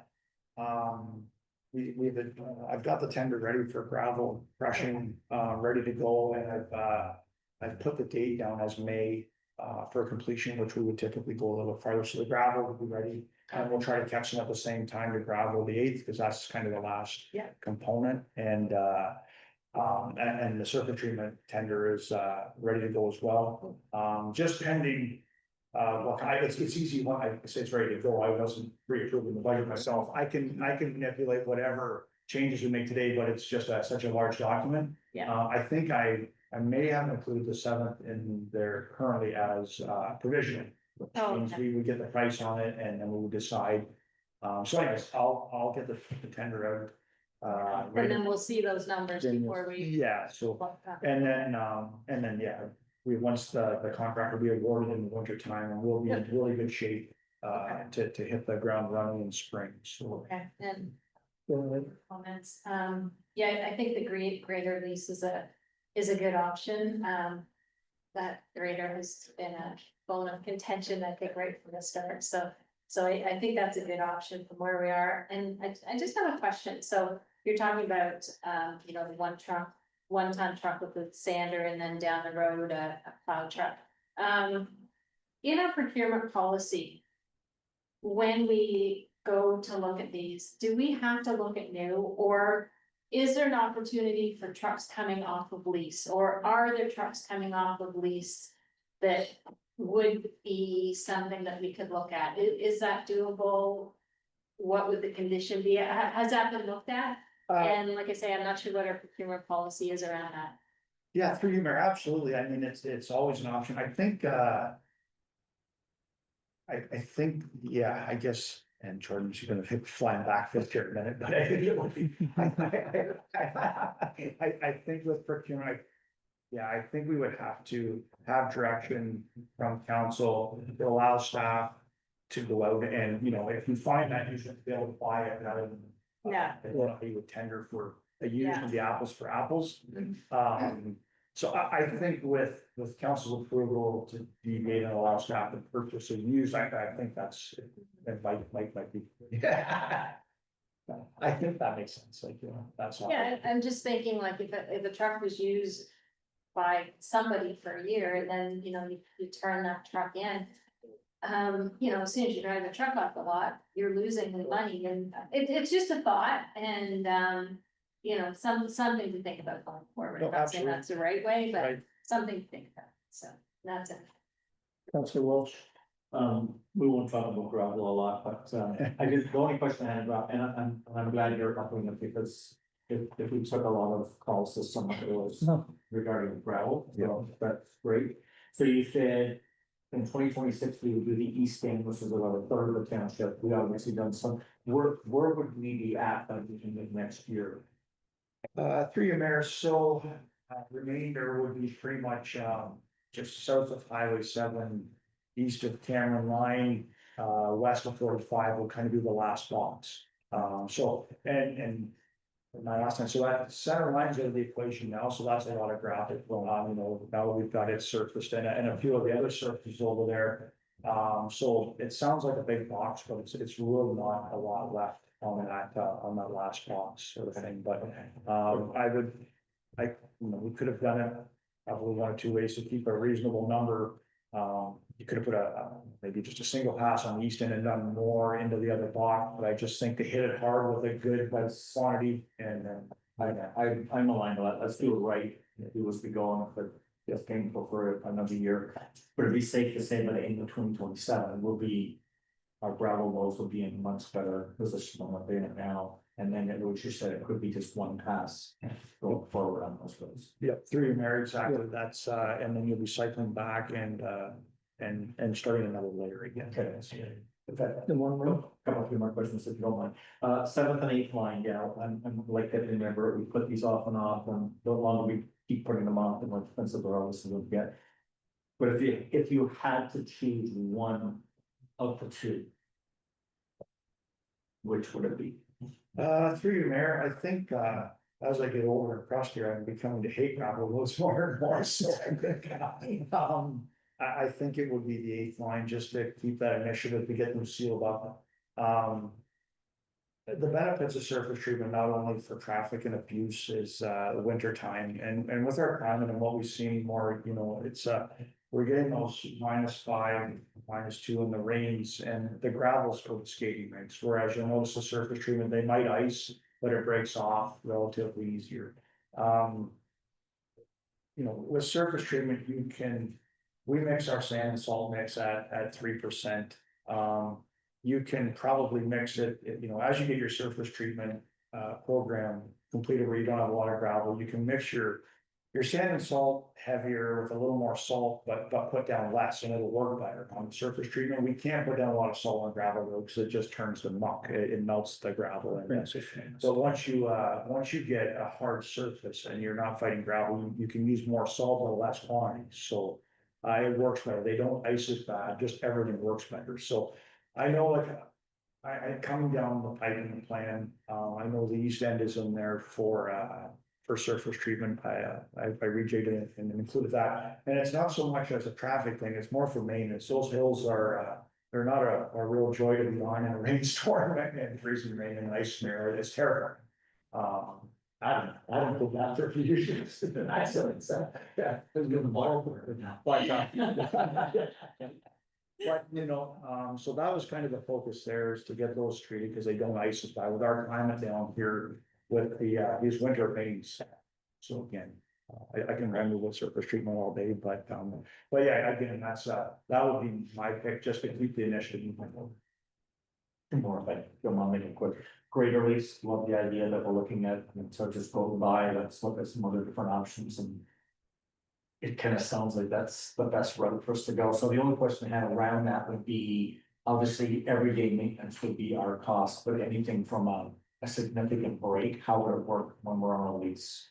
You can, I think through your marriage, you can buy into a maintenance program. I think it's an extra cost where it is others, but, I think, with these, new isn't always better anymore. It's a throwaway, unfortunately, and new stuff isn't always as reliable. And going into the loader with the new, technologies for emissions and all the stuff that's on those, one thing that we kind of stumbled onto with the lease on the loader, if you get a lemon, when your 4 years are up, you send it back.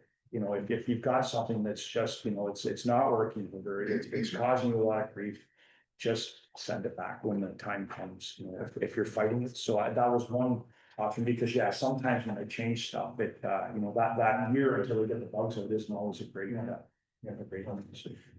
One last question, maybe it's more for Jordan. So, during my distance, you did answer me, just remind me.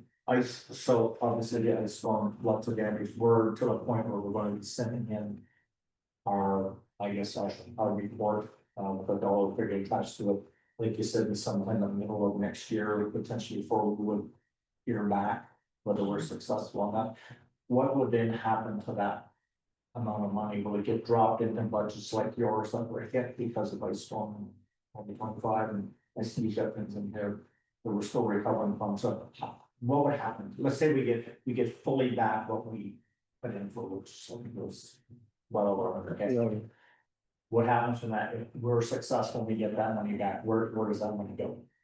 Through you, Mayor. So we submitted the funding documentation and backup on today, Tuesday, I believe. I'll bring a council report, hopefully to the next council meeting, November 10th.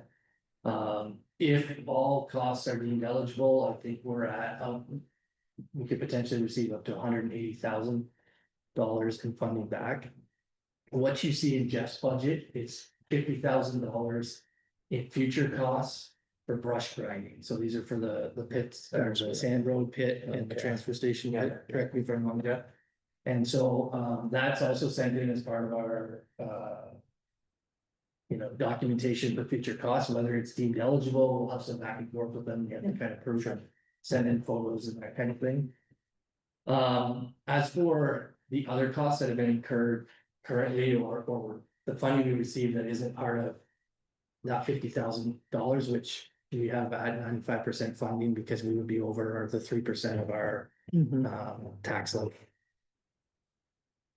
It will be set up as a receivable in this year to essentially offset the costs.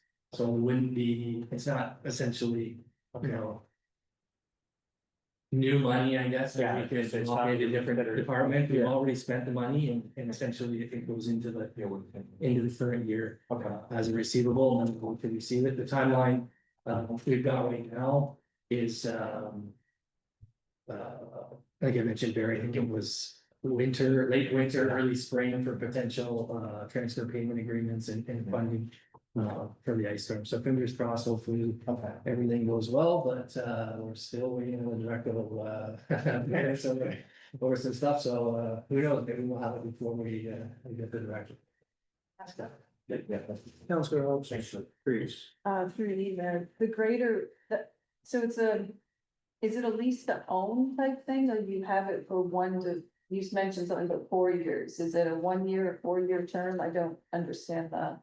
Yep, through your marriage, it's a lease time, so it's a 4-year payment plan with probably a buyout at the end of it if you decide to keep it, but the goal would be to lease to own.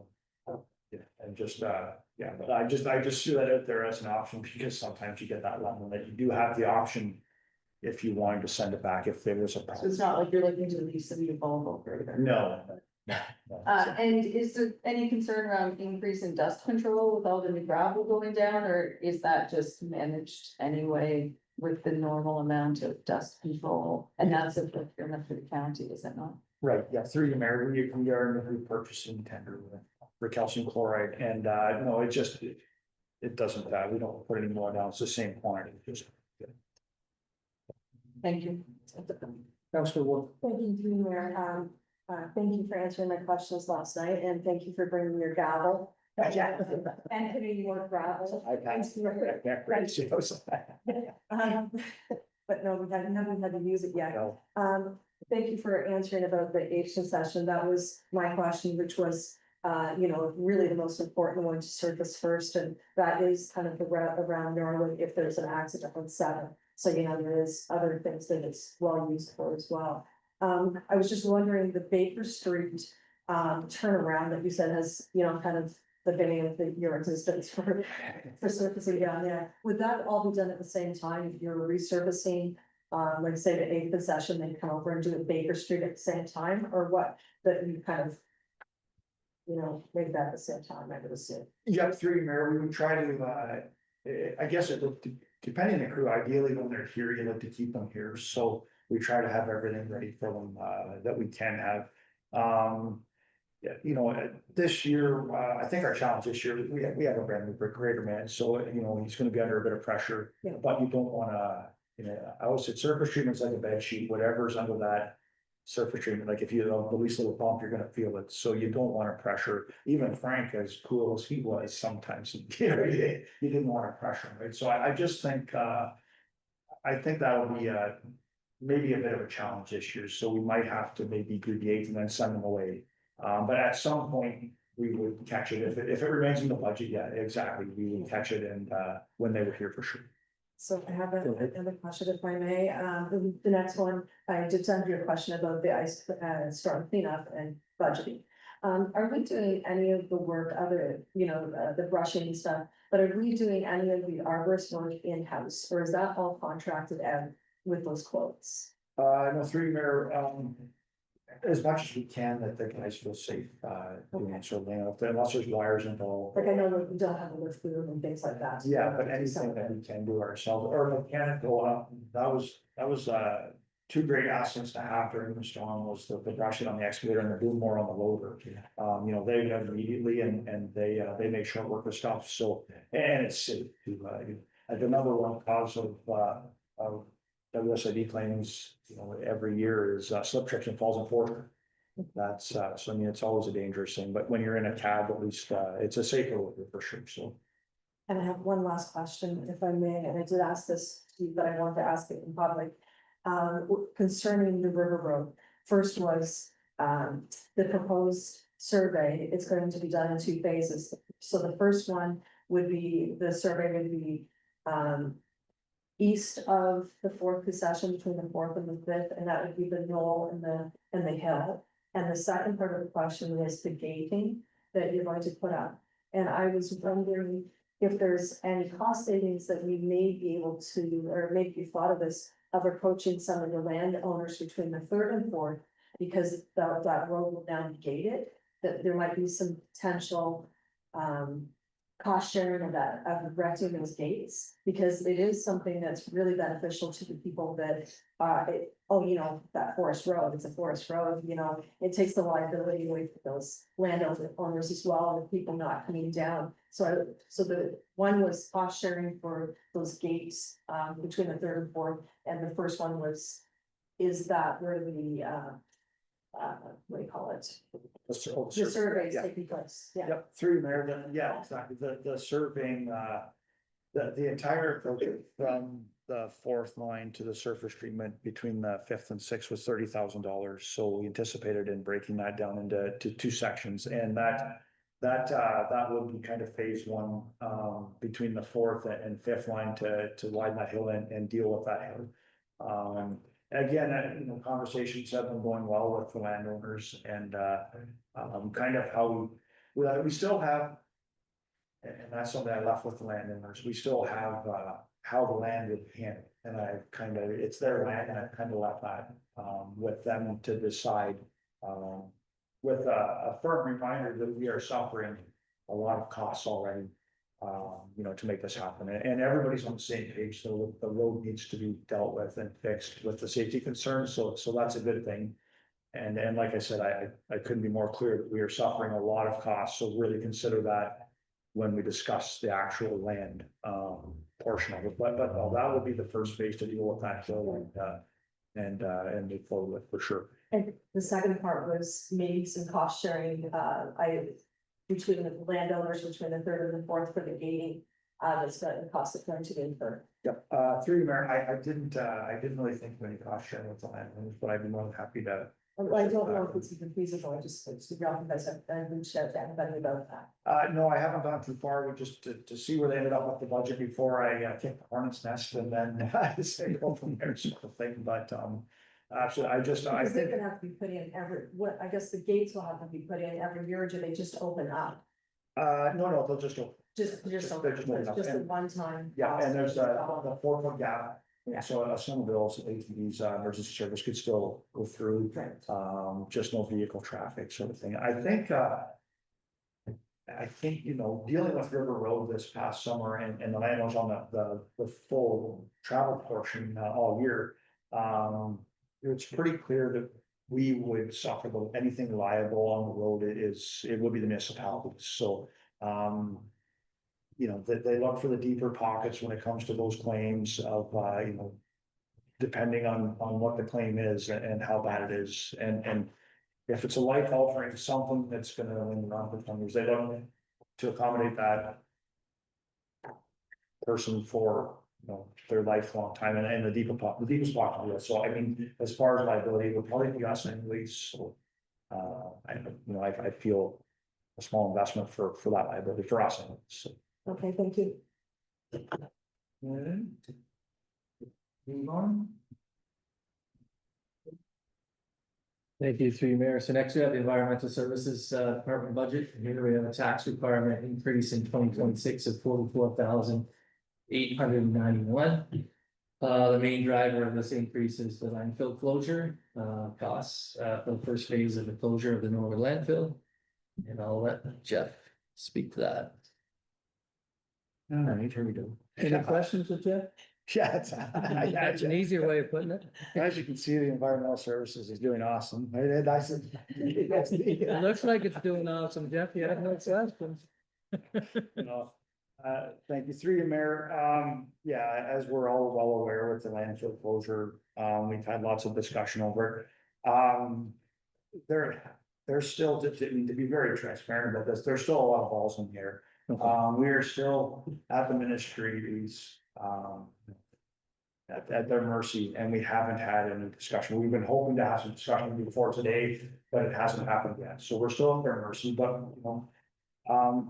we've kind of settled with talking with the consultants and contractor. We've got a number that we feel comfortable with to at least get started up there and move forward with. So regardless of what they say, and dealing with the ministries, if you put a proposal in front of them and it makes sense that, they do have the right to order us to do something, but as long as we're doing something and it makes sense to them and their technical team, I don't think they're gonna order us to move any faster or anything unless something worsens up there. But I think, having a starting point is important, regardless of where they had, and I'm sure, before year end, we'll have something. I know Wills is planning on coming in November to address council again, as an update, and that would be great.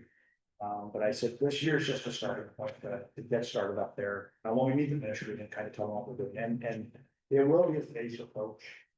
So, we've got 2 or 3 years we're anticipating to do this.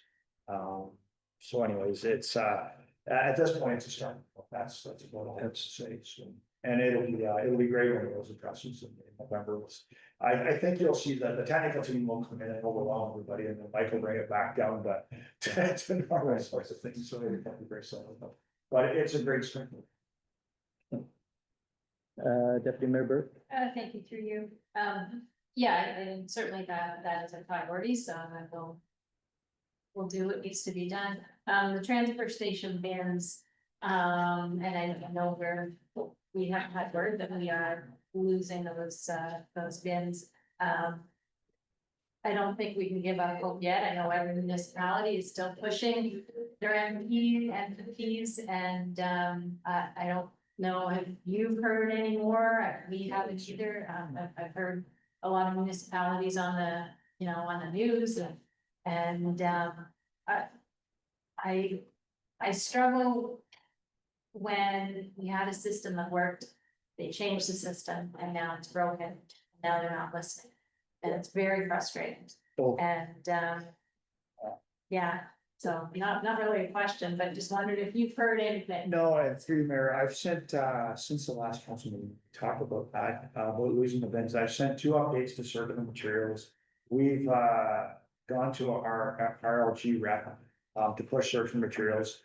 I've gotten 2 emails back from certain materials that's escalated from operations to their, I forget where they escalated it to with our concerns about the bins, and it's been crickets. The bigger picture for me is we were told in late August, the education packages will be rolling out as the first step for council in October.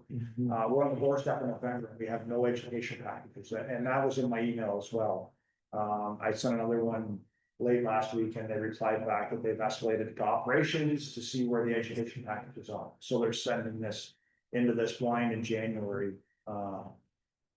Like, no, it is very frustrating, but we're pushing forward. Something that come to light, just discussing that was the food bank. Something wasn't on my radar, and now having to pay to get rid of this. So I made sure I included that in the conversation. We're kind of moving forward with, we have some multi-residential places. Anything was built after 2019 with multi-residential, you have a chance on keeping your bins.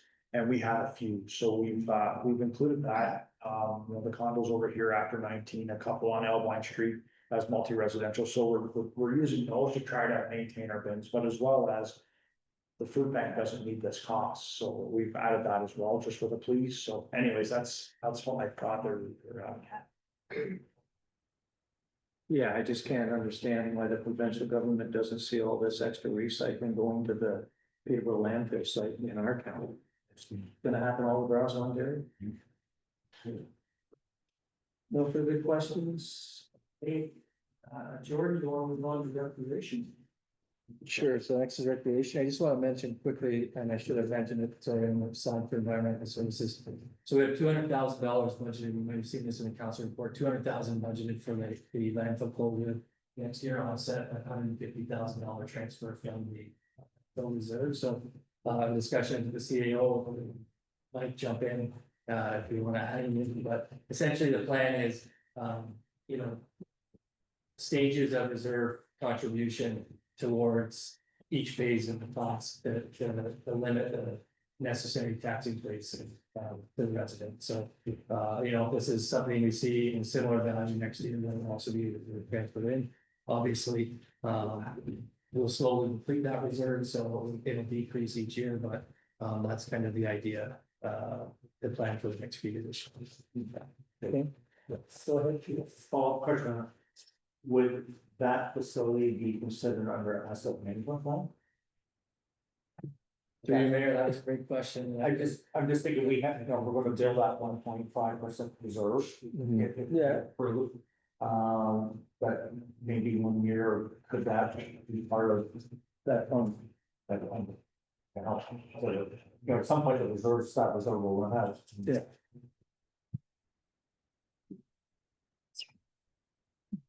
Go ahead. I just wondered if we could take a recess. It's been 2 hours and if we could just to have a brief recess. Motion for recess. You're moving? Yes, I'm moving. Seconder, Councilor Walsh, all in favor? Take 10. Right, that's and stuff over there. Yeah.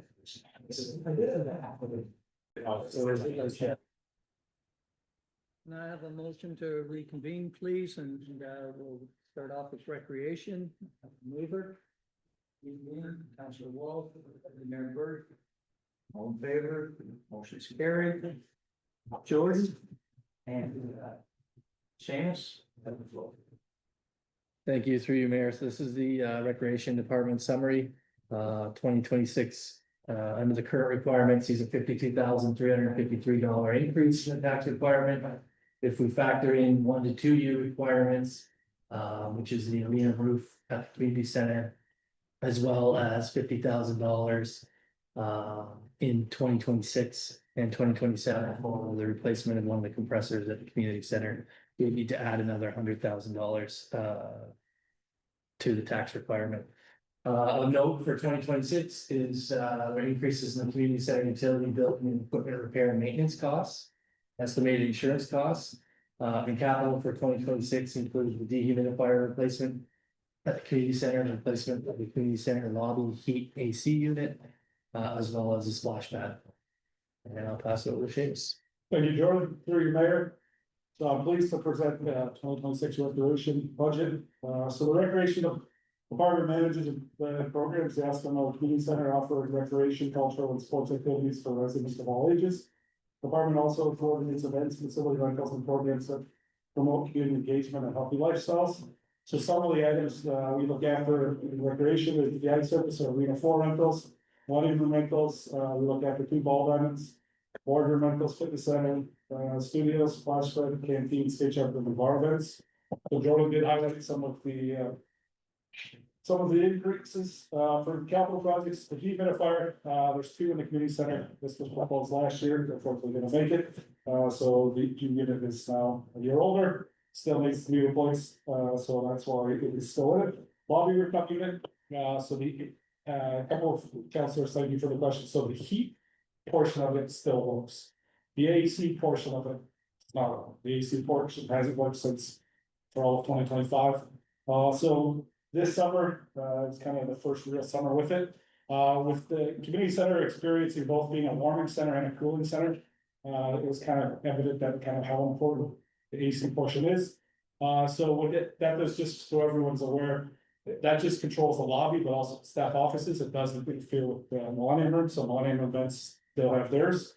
But in the event that the Millennium Room was rented with maybe a rental that is kind of too late to, or kind of, for example, either a council meeting or election, they kind of take priority. So if we had a rental in there and needed to open our facility and couldn't bump, whether we couldn't bump it here or couldn't bump it, the lobby's not an ideal situation, not having AC. Also, for people using marina floor, there are 2 ceiling fans above the ice surface. They help a little, but not overly a lot. The lobby too is used for a lot of people. That's where our water filling station is. And it's kind of funny that when we built the fitness center, even though the outside washrooms were not changed at all, it kind of now hides them. So a lot of people at the park versus before would enter the washrooms from outside are now coming through the front of the building to access the washrooms.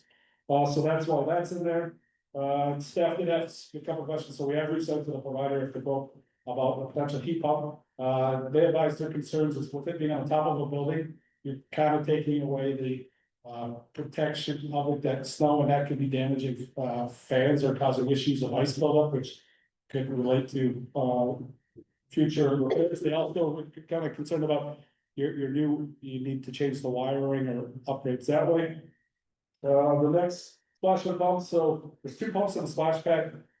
So one of them, one that's totally leaky, it's the one that controls, it runs the whole time. Second pump 2 is the feature pump. So when the splash pad's programmed to operate, that one kicks on. So it did have experience leaks this summer, and it kind of got to the point with the amount of hydro in that building.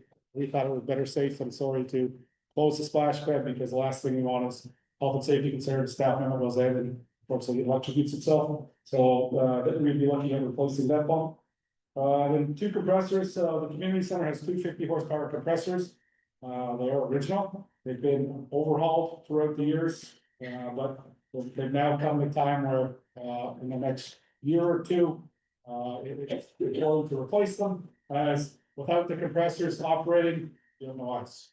So if one were to go down, you could operate a little with the other one, but it would put again more taxation on it, and it's an older unit as well. Potentially both go down, you're in real trouble. So the roof repairs. So we did put 50,000 away, last year. We did have someone come in to look at it and, they think the best solution to solve the problem is what we did with the Millennium Room. Is because it's a similar type of rib, so actually where the ribs are, you would put the styrofoam in it and then you, put the membrane on top of it. And then we also have looked into, which we'll look into more about, we have solar panels on there. And, we'll go back and confirm this, but I'm pretty sure the way the, report reads is it's a one-time disconnect. So when the time comes that we do the roof, if we do it all together, it's included in there that the panels would come off, we put back on. If we were to say, hey, we're gonna replace half the roof this year, then the following year, assuming that this contract, is the way we read it, would be, if the township, it would be their responsibility to pay for the panels to come off and back on. One of the roofer that came in to kind of give us an idea of what needs to be done, he said too, when we go to do the project, we also have to keep in mind on what the solar panels need to be fastened back on. We don't wanna do the work to the roof and they'd be like, well, they're not set up to be able to have this panels. I believe the panel contract was a 20-year deal. And we're only like less than year 10 of it. Staffing, so the recreation department has 3 operators in addition to the manager and lead hand, 6 attendants and 7 canteen. They're all part-time positions. So similar to facilities, so stats for 2025, so Millennium Room has currently, will be holding or has held 322 events over 250 days, which is up from 309 events over 233 days last year. Studio has 137 events and was used currently 110 of the days, which is up from 120, and actually down in the number of days used, but up in the number of events. Border this year has had 44 events and been used 41 days. 2024, it's 32 events for 32 days. So again, similar to that facilities, some of these are paid, some of them are township events. Since in the last couple of months, the special projects and there's another township committee that now meet in the boardroom. So it's not a big deal. Business of. Business of options. So that's been going well. It's, if anything, it's kind of better for us that our staff are already there meeting or potential setup. So it's kind of no interruptions or no additions to staff. So next I'll discuss the ice season. So obviously last year was the first year we came to you guys and due to the demands of trials changing, we extended the ice last year. In 23-24, we started the play Wednesday, August 16th. First day of rentals was the 27th. So we typically try to give ourselves about 2 weeks. Obviously, there's other facilities that can do it quicker, but those staff are dedicated to just building ice, maintaining ice work. Our staff are still operating parks, facilities, recreation. Last day of rental in 2024 was May 3rd, and the ice came out on Saturday. 2024-25, the season we just finished. Plant was turned on Tuesday, August 13th. First day of rental was Tuesday, August 27th. Last day of ice rentals was May 9th. That's after we came to you guys and extended for a week to trials. We removed the ice on Saturday the 10th. Currently this year, we turned the plant on Tuesday, August 19th. First day of rentals was Monday, September 1st, which is Labor Day, which currently moving forward, that would probably be our earliest target.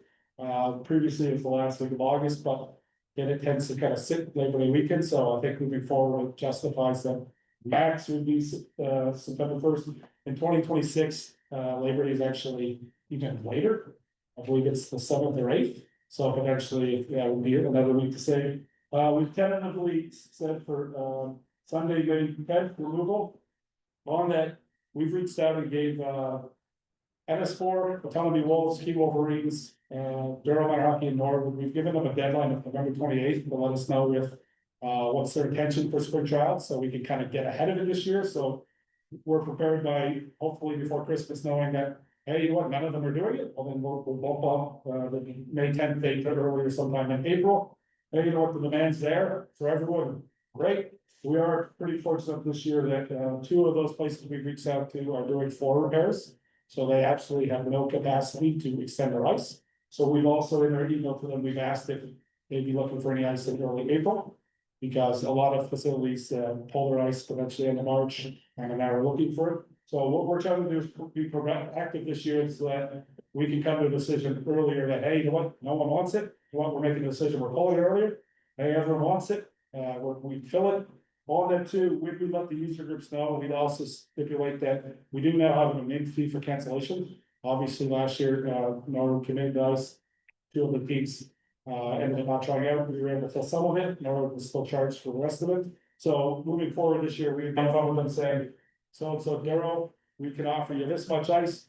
If you commit to it, here's the repercussions if you back out of it, so we're not coming in a situation where we commit to May 10th, then it's used 5 hours a week.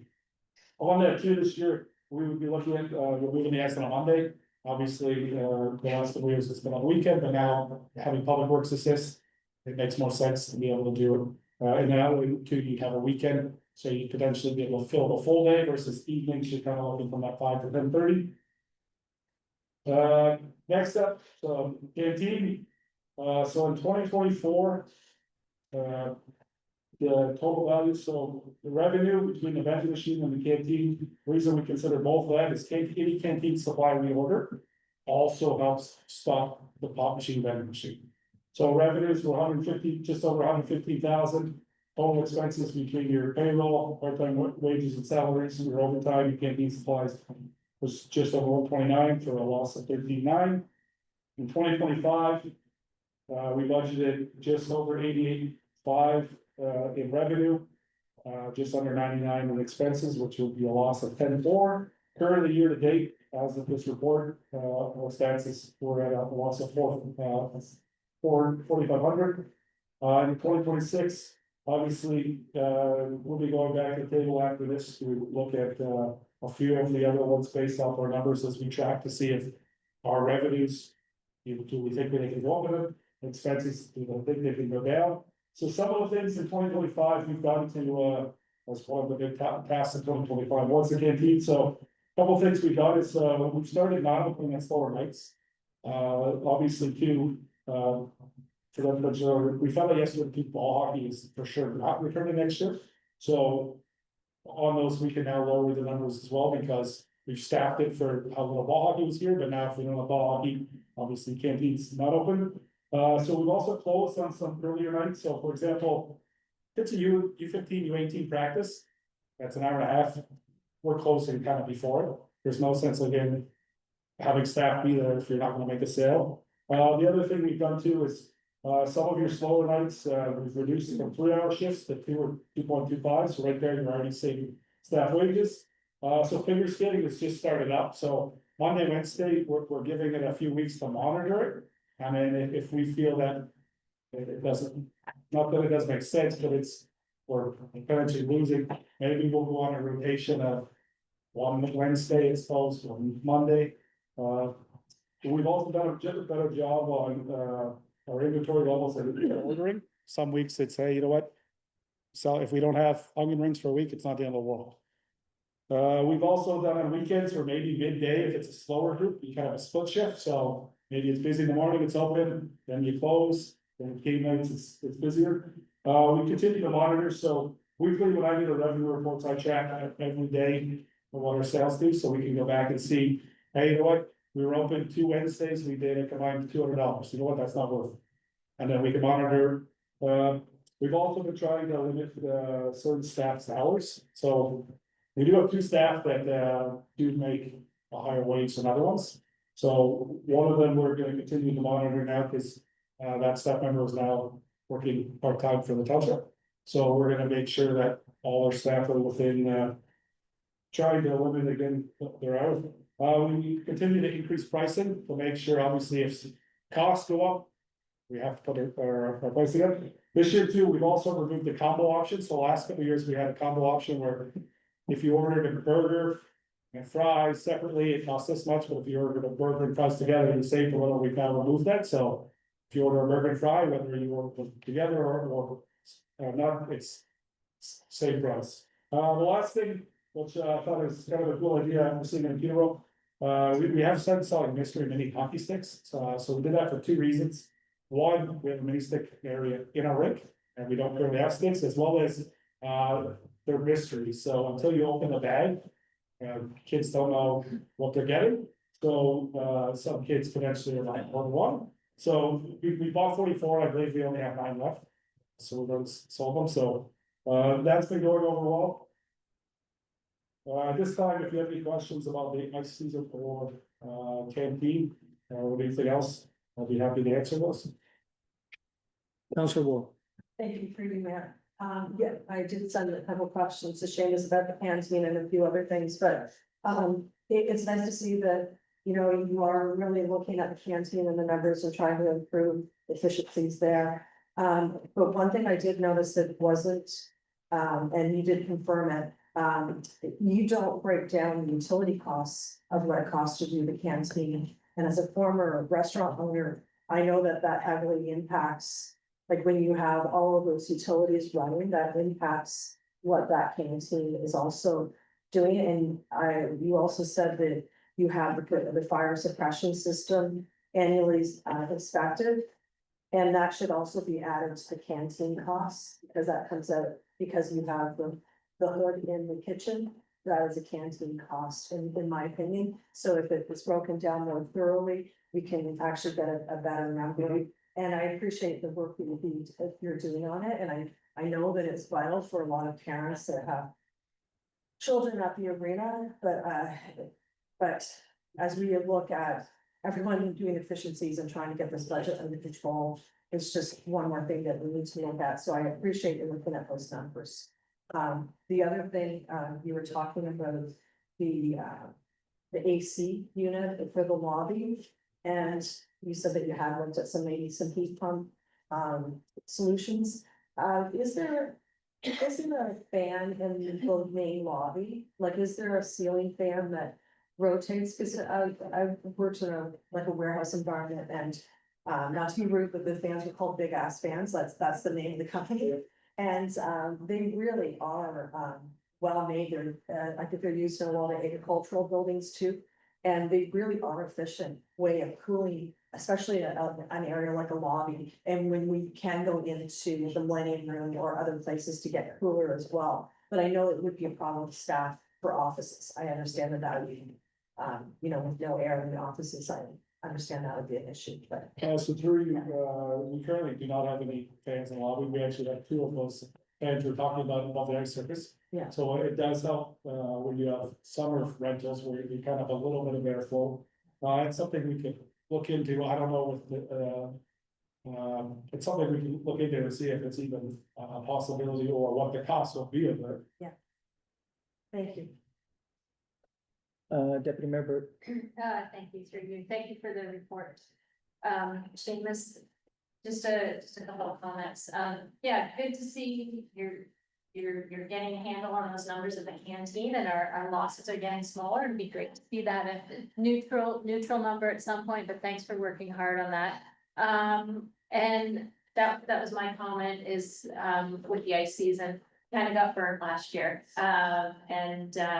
It was just almost a perfect storm there. So that was my comment, being that hard start, hard end, and everybody on board, so we don't get those surprises, because we did get burnt. You said we're losing the ball hockey. Do you have other alternatives for bringing revenue in the off ice season? So look, you know, indoor box lacrosse, or I remember hearing, and I didn't pursue it when I heard it on the news, but there was a local arena, it might have been Duro, and I can't remember, where they hold a roller derby league or something, and then they weren't able to do that. Has that been looked at? I'm just trying to think of different uses. I know pickleball is very popular, but I think the curling club does that during the summer.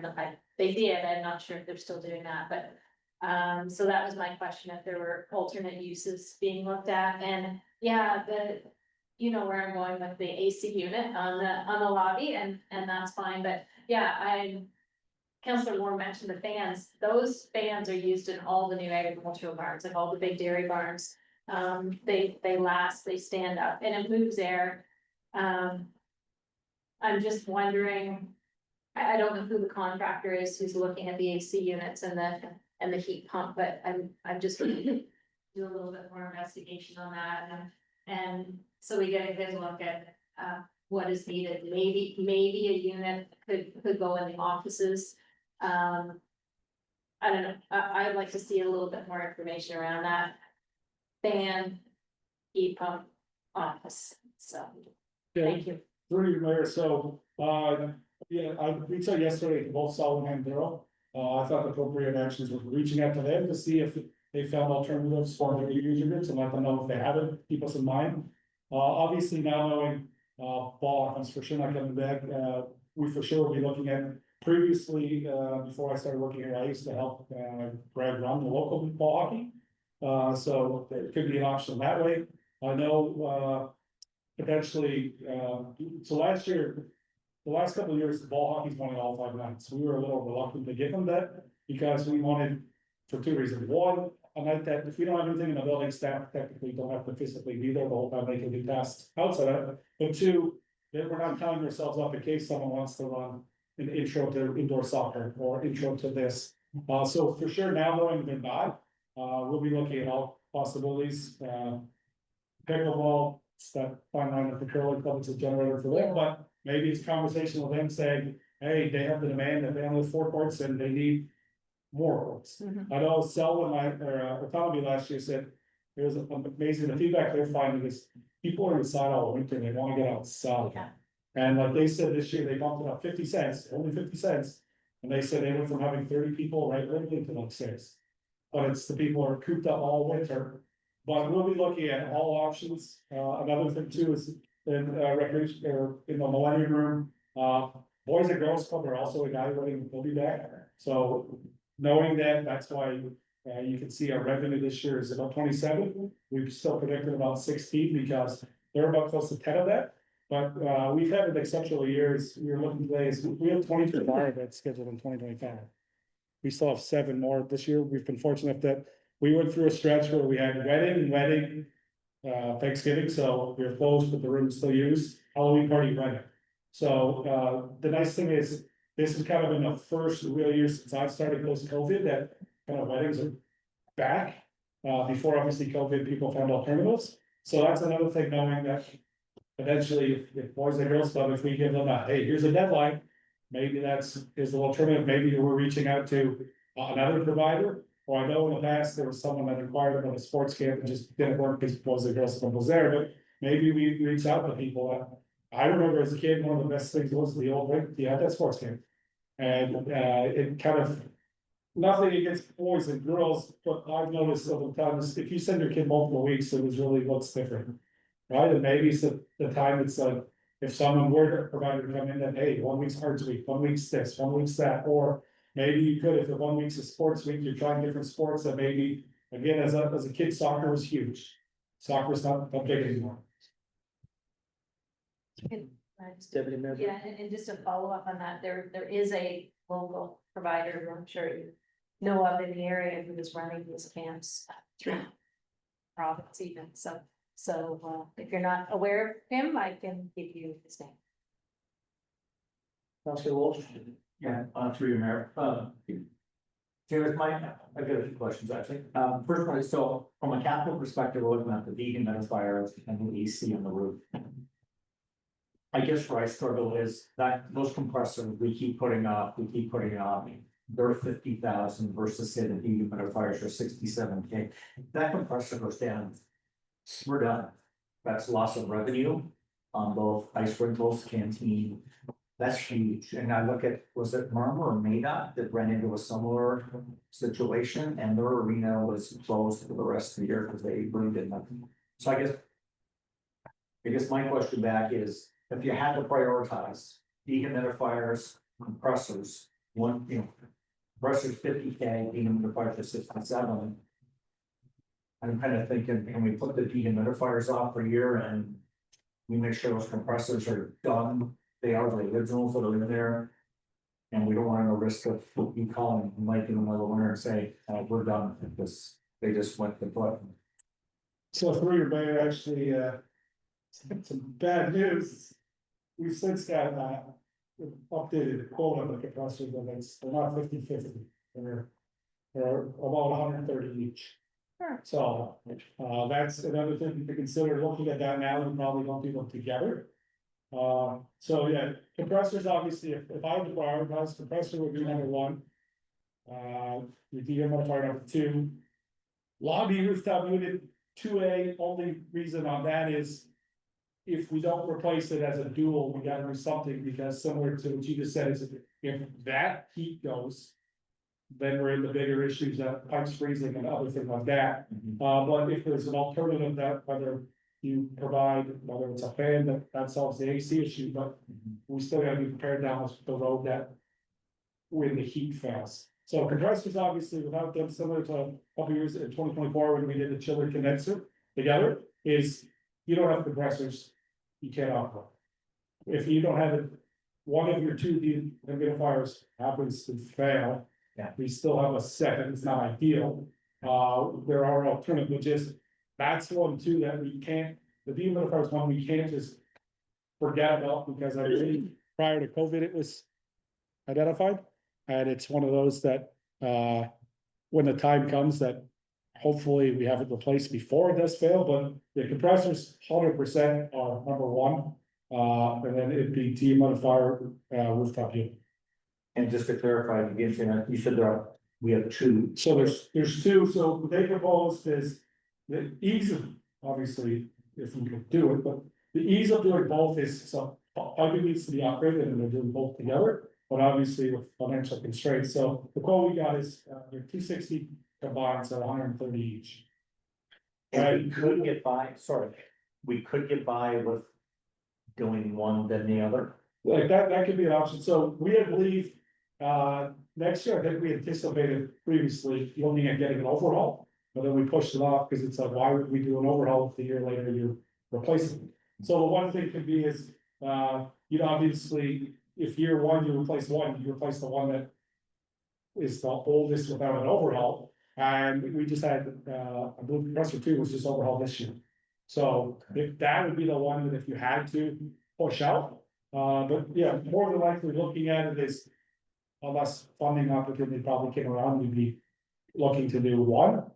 And then, So my suggestion, whether I gain alignment from everybody here, I think we're on compressor is the number one thing you need to do. Yeah. In the budget. Right? Yeah. Yeah, got it, one. Let's get one done in 2026. If that means that we have to maybe put the other two. The dehumidifier and the AC on the back burner for another year, or pick one of those two. And then do the compressor number two. I did wait a couple years, Shannon, because we just had a so rehaul. right now, this would be looking at 2027. So the goal is to put some of it away now, so again, so you'd be looking at 2027 to replace one compressor. Then you'd probably be looking at 2028 to replace the other one. Couldn't do one in 2026. Pull the other two Well- things that you're thinking of doing out and do a compressor. So sure, if you wanna, that could definitely be done. I just think, if that compressor goes, we're hooped. So, And like you no said- waste rental, no canteen revenue, no, like, the arena's shut down. And through you, like you mentioned, is we've had municipalities very close to us, like you mentioned, Martin's was a chiller. Yeah. The winter day, well, for whatever reason, they started up at the beginning of the year, and then because they didn't have any money budgeted, they said, well, we're not putting it on. Warsaw had an issue a couple years ago too with theirs, they failed out just after Christmas, and they decided to shut down. And that would be, it's not only they've reached their life expectancy, but like you said, is if one goes, you're putting. Too much pressure on the other one, and then your prediction for everything is you lost. All your revenue options, Okay. and then you'd be scrambling for those places to fund. Okay, so that would be my thing to take back is get one done in 2026, instead of the other one in 2027. Play around with the other two capital units and see what you could do one or two. The other question I have, if I can. Yes. The roof, so 50,000 is what the other, is that the total cost? No. So that was just to start, didn't think so. so through your mayor, that was just to start being prepared, so Okay. we have also since, at the time, we've also reached out. Today Nolan sent an email to all our climate representatives, so that's the group we're a part of. For rigs that we've asked them to let us know if any of them have done future roof projects, so that maybe then we know it, oh, we're putting 50 away, but it's 4 million to build, so 50 is not real, or, so it's more of kinda. Again, start being prepared. The other thing we've also reached out and asked them is about the ATM. We've been researching, so now we've reached out to user groups to see if any of them have had one. Because in our staff's researches, they haven't really got too far on, one of them they spoke with, they said it almost sounded too good to be true. So we are still exploring that, but hopefully one of our colleagues can say, yeah, you know what, we have one here, this is who we use. Havelock representative did reach out to us too, but we told them unfortunately, our previous service provider came to pick it up. So that's one thing that still, we still are working on, the product, we're at an alternative, so that we did have that option. Okay. If I can give. Yes. Two more. Keith, thank you very much for all the work on, you know, the big challenge last year on canteen efficiency. Whether we get to a profit place, I'm not sure, but if we can get it as close to revenue neutral, that's fantastic. So I love all the things you're trying and doing there to make that happen. That's awesome. And then the last one is just around revenue options. So, you know, Lori was like, yeah, we maybe got burned on the ice last year, but you know, a lot of things happen because of OMHA and their spring tryouts and people being able to try it all over the place. That was all new for everybody. So I think we've got some lessons learned as we go into this year. So we might be able to save some ice there. The other piece, and I know you alluded to it, is Durrell Arena and Innersmart Arena, their floors are getting thrown up this summer. And I did this, and you have reached there.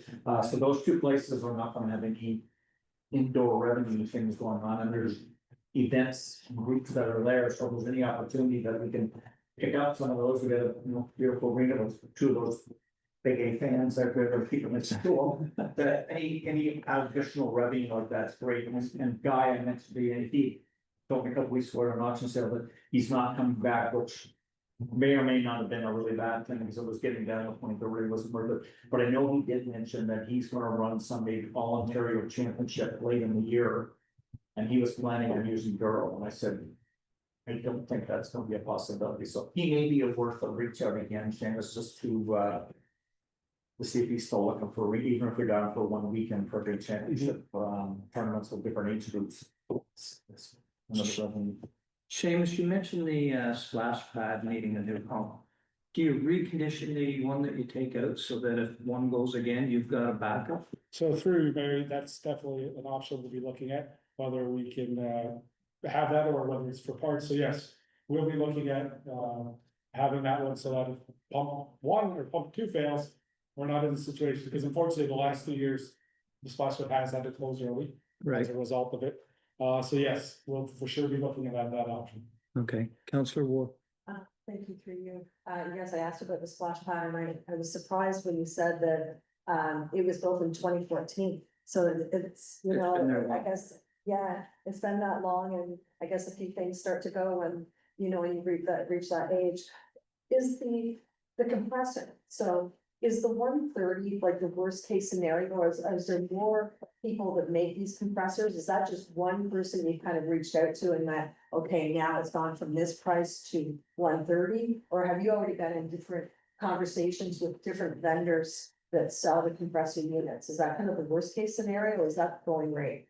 Well, so through Mary, we can explore other options. That's from our provider that Simcoe is one of the biggest in Ontario. So Right. that's something we for sure can Well, reach, is if it's anything that you can say, maybe you go back to them and tender it, it's. Maybe it comes out of 110, which let's just say 20,000, so for sure, we would look at different vendors. going with vendors so that we're making the most efficient decision. Okay, thank you. That was just my question. Councillor Hodgkins, do you? Yeah, through you, I was gonna ask if the splash pad was under a warranty, but I guess it's been 10 years and it was probably never under a warranty. Through email, I can look into that when I, But obviously you're not aware of it at the moment, no. but it would probably be able to benefit that. Thank you. No further questions then? Move ahead with parks. Thank you, through here. So this is the park summary. 2026 sees an increase in the tax requirement of $12,230. Note this budget is increasing, staffing student hours. As well as the purchase of playground mulch and trees. And at this point, I'll send it over to Seamus. Thanks, Sherman. So third one, 2026 parks budget, so Parks Department maintains and oversees the care of communities and parks, community parks, green spaces and outdoor recreation. Department ensures these spaces are safe, accessible, and well kept for public, community events and recreation, so. Put this together, some of these numbers were kind of. I think so, what our department looks after, so we maintain 5 playgrounds without potential, we do 47 grass cutting locations, we have 68 hanging baskets. We look after 41 garbages, we do preparations for 2 ball diamonds, our staff in the center maintain splash pad. Starting in 2024, public health requirements, previously we had to do 2 checks a day, now we have to do them every 4 hours.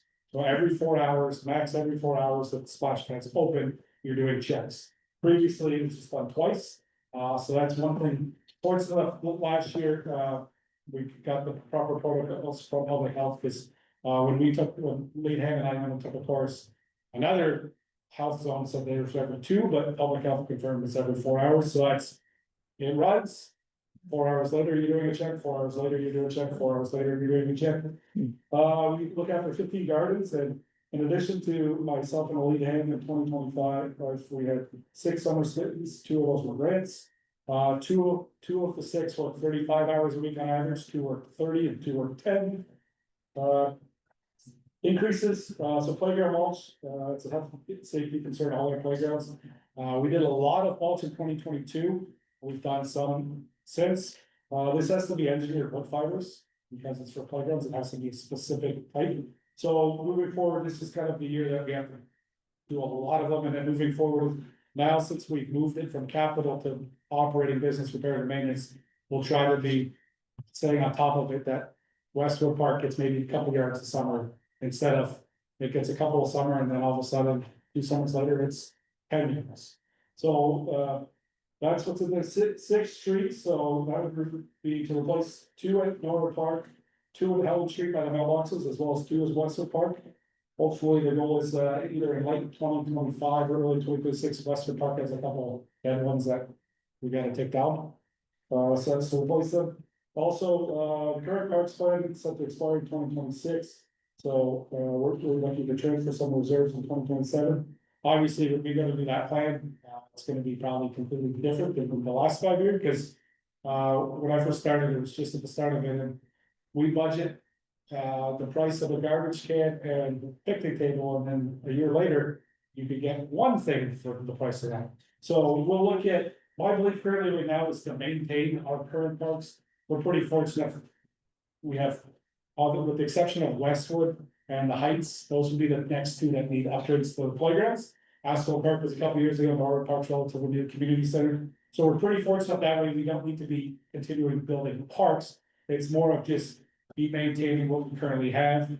On there too, we will be looking at an alternative for, we should be fine now, every park has an accessible picnic table, so we should be maintaining those. We will look at maintaining, if we need future ones, pricing it out again, whether we go back to a wood.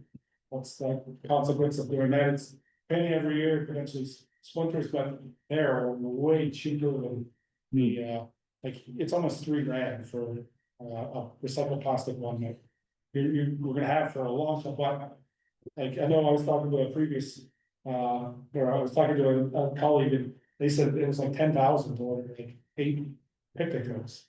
And it's like, it's getting kind of maintained. We have also in the past to reach out to the high school. They've built this pitching screen, so both ball diamonds now have one, so out of ball, it's kind of safety precaution. So we do reach out to the high school to see if there's any projects we can work together with them. Also in 2026, we're coming off, we just, was the first time we've done, we tendered our portable toilets for a 2-year contract. It worked very well. The nice thing about that is for year 2, you know what the budget, because you know the price, because it's already committed to. So we'll be looking to do that next year, and we'll be looking to do a 2-year term again. Obviously, unfortunately, just before the fair, we did have some incidents with 2 of them. All key counts are provided when we hear from, Blue on what the charges are. So staffing hours, so, this year we've changed things up a bit, which I think are going to be easier for everyone is. So starting in 2026, what we're proposing is any summer student, regardless of the task they work, hits parks.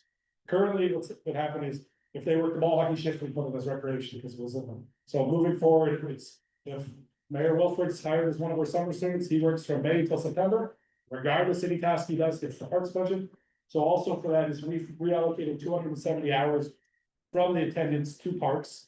And there is a 210-hour increase, and the reason for that is in the past, the budget timeline's only been a 16-week period. Looking at the calendar and the amount of tasks, 18 weeks is May 4th to September 6th. This year, Labor Day is the 7th. So we feel that 18 weeks is the timeline for summer students. All that in our predictions, we don't have, we're proposing 5 staff, we don't have all 5 working until week 18. Where some post-secondary schools our students are gone. So on that, we have a breakdown of, same as week one, all 5 aren't working.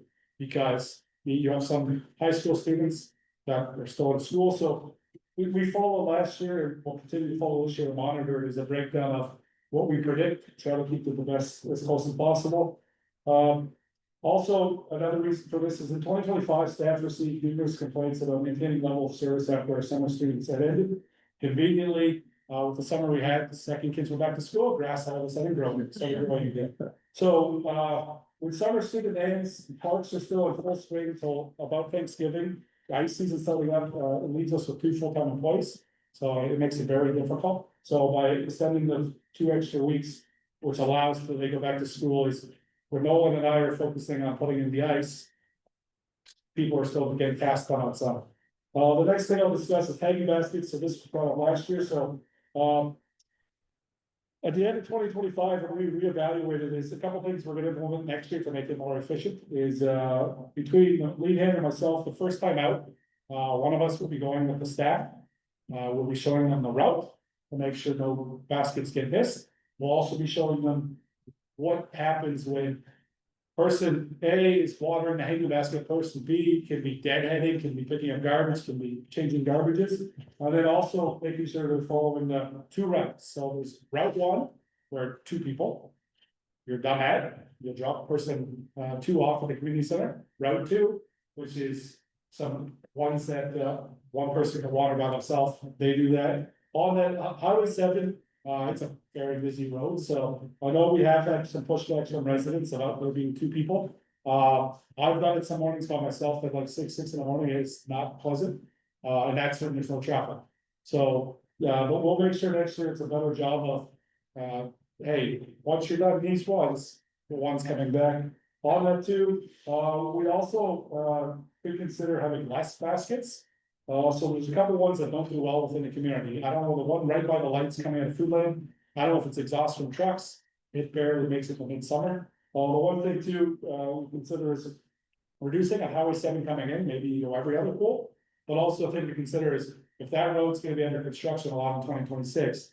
If we can't get to the baskets, or potentially they're getting exhaust or asphalt, maybe that's not good for plants. So maybe we look at for 2026 trying to, hey, maybe we take the approach of having less, see how it goes. Because the last thing we wanna do is put them up and a month into it, they die and you spend the money and you can't get it back. So any questions so far on the staffing or the heavy baskets? Go ahead. Yeah, no, that was my note, was the hanging baskets, if we could drop that price, we've got a budget of 5,500. And even if we do say 3,000, I don't know what that would give you, you know, just a smaller number. And yeah, they are nice round, but yeah, it is a liability to have your students watering, I've seen it, not just this community, others. And it's, you know, you gotta be careful, I would quite frankly rather see, you know, that extra $2,000 going to trees. If we were gonna keep the budget the same, or we can just drop the amount down, I think everybody knows the health benefits of trees and they will last for generations. So, yeah, I would like to see that hanging basket, number drop, and, you can decide how you like to do that. don't know if you need a motion, but you can just bring that back next time. Councillor Wong. Thank you to you. Actually, that's a really good point about the hanging baskets, especially if there's construction on Highway 7. I think that, it's gonna be very difficult to get to those to water. My other question was with trees, and given the two locations that you said, the trees may be planted, I think you said Norwood Park and the Western Park. Right, Helen Street too. And Elm Street, well, with two park locations, I was wondering, maybe there's, an opportunity to do some tree dedications where you may have buy-in from, people in the community that may want to plant a tree and dedicate it to someone, especially, in those, I know the Westwood Park beside the library, that's important to a lot of people, as is Norwood Park, and a lot of these that you may have, some people who would like to do a tree dedication planting, and it might, help that a little bit. I know it's only $1,500 you can have, but it may just be a suggestion that you may be able to save some money. Well, so through your, they're typically on average, we might get one a year sponsored. So if anything, then if we get the one, well, we just take that off the revenue. If we don't order a seventh, they just cover one of ours. So in the past, we've had a couple typically, maybe that one a year, but that is something we for sure can look into. I just think that if people don't know the program exists, that may be why you only get one a year, like if they knew that there was a sponsorship program that may be available, maybe that people would buy into it. Plus you can get the starter ones that are only smaller ones, which you're getting 10-foot trees, right? Mhm. Yeah, the smaller ones you can get from conservation first thing in the spring. A lot of farmers get them too for erosion control, et cetera. Any other questions or things? Councillor Hodge-Greaves? Thank you, through you, just thinking of Councilor Ward's suggestion, there's also the community center, there is the plaques on the wall for previously done tree dedication, so there could be some renewed social media around, you plant a tree, but there's still spaces on those plaques, I believe. I think those ones might be specifically, those ones were for the community center part, but you could always, there might be something there to help it. Alrighty, thank you, Seamus. We'll move on to planning. Thanks, Seamus. Okay, so planning for 2026, again, a small increase here of 3,514 in tax requirement in 2026. So what's driving the summary for this department is anticipated reduction in zone application revenue. And then also the DPH phase 4 development charges that are expected. So I'll hand it over to Ed. Good evening, Mayor. Yeah, as you can see, it's another revenue budget. We may end up with a little bit more revenue, a couple more applications for zoning bylaw amendments come in. We never know whether we're going to get 3 or 6 or 10. So on a busy year, you get 10. On slack year, you might get 2, 3. So far this year, I think we have 2 or 3. So that's it. It's bare bones, and we're not proposing anything or taking anything away. We're going to continue to provide great service and do the help people through the consent process and help do the zoning bylaw and or minor variance applications. Stay up to date with all the changes. Anybody, Deputy Mayor Burke? Just a quick question, you've got under the document updates, the comprehensive zoning overhaul, what exactly is that? Once, through you, Mayor, once our official plan is approved. Sorry. My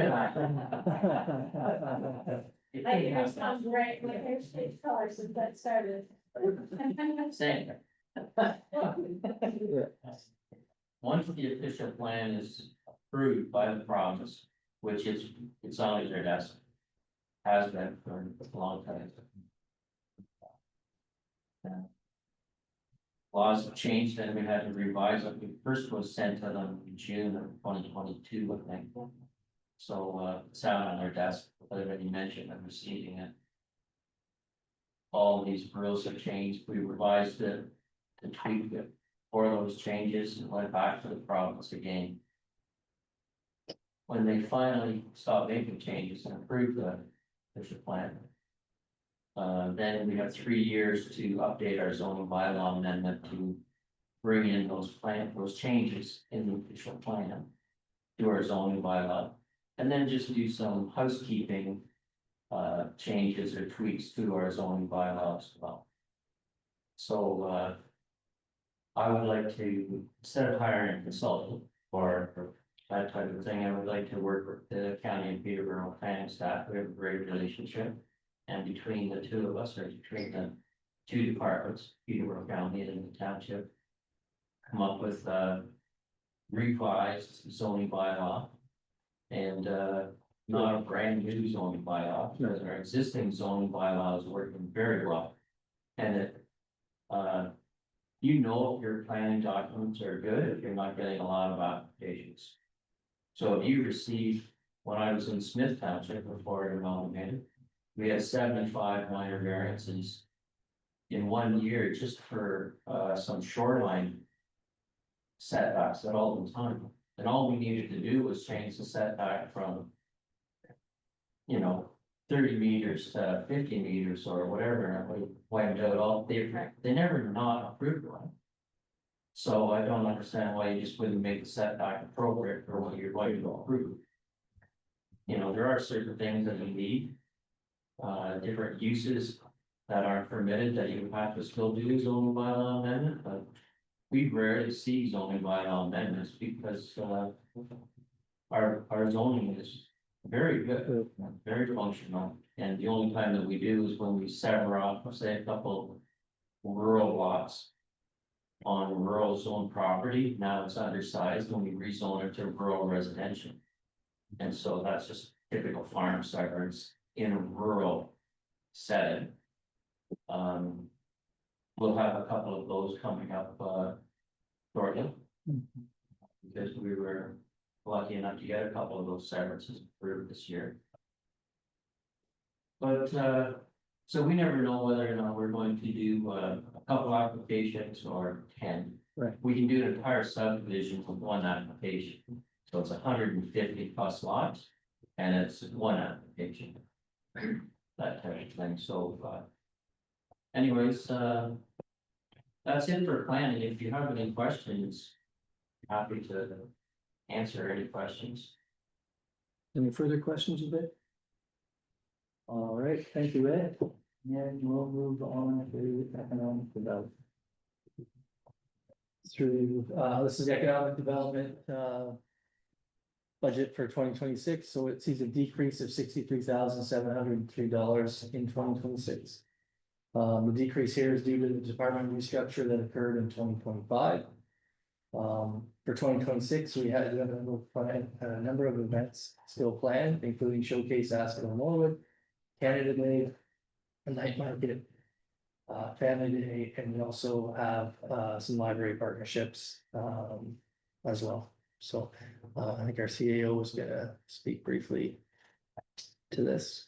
And the board has alluded, council directed staff to leave our community engagement and economic development coordinator position vacant while the budget process was underway.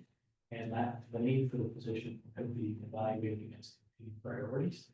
As we've gone through the process, as you can tell, we have concluded that we just can't justify recommending the position be filled in 2026.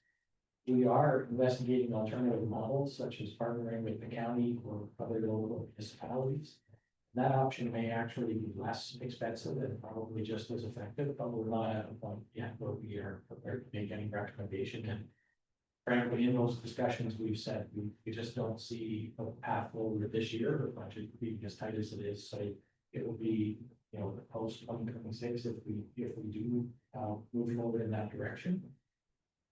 In the meantime, the chief building official and I are making every effort to attend advisory committee and the economic development officer meeting, so that we can stay up to speed. I can't say we've hit every meeting, but we're doing our best to stay that loop. Our clerk continues to perform the community engagement activities with such different things. And as you reference to us. Yes. To that as a notable achievement. Good. So, yeah. Any questions? Good, we're moving on to cemeteries. Go ahead, Jordan. Okay, so the cemetery budget sees an increase in the tax requirement of $22,732. So note here, as you're aware, the township assumed the Westwood Cemetery in 2025. We've also updated revenue projections. Mike is gonna touch on this a little bit more, but essentially, I used the term off year when we met recently and was kind of laughed at for that comment, but we tried to align the revenue at a level that we don't see a significant impact if it doesn't meet kind of the levels that we're at, and we kind of gone through that a little bit this year. There's also staff and site maintenance cost increases associated with taking on the Westwood Cemetery. So I'll hand it over to Mike.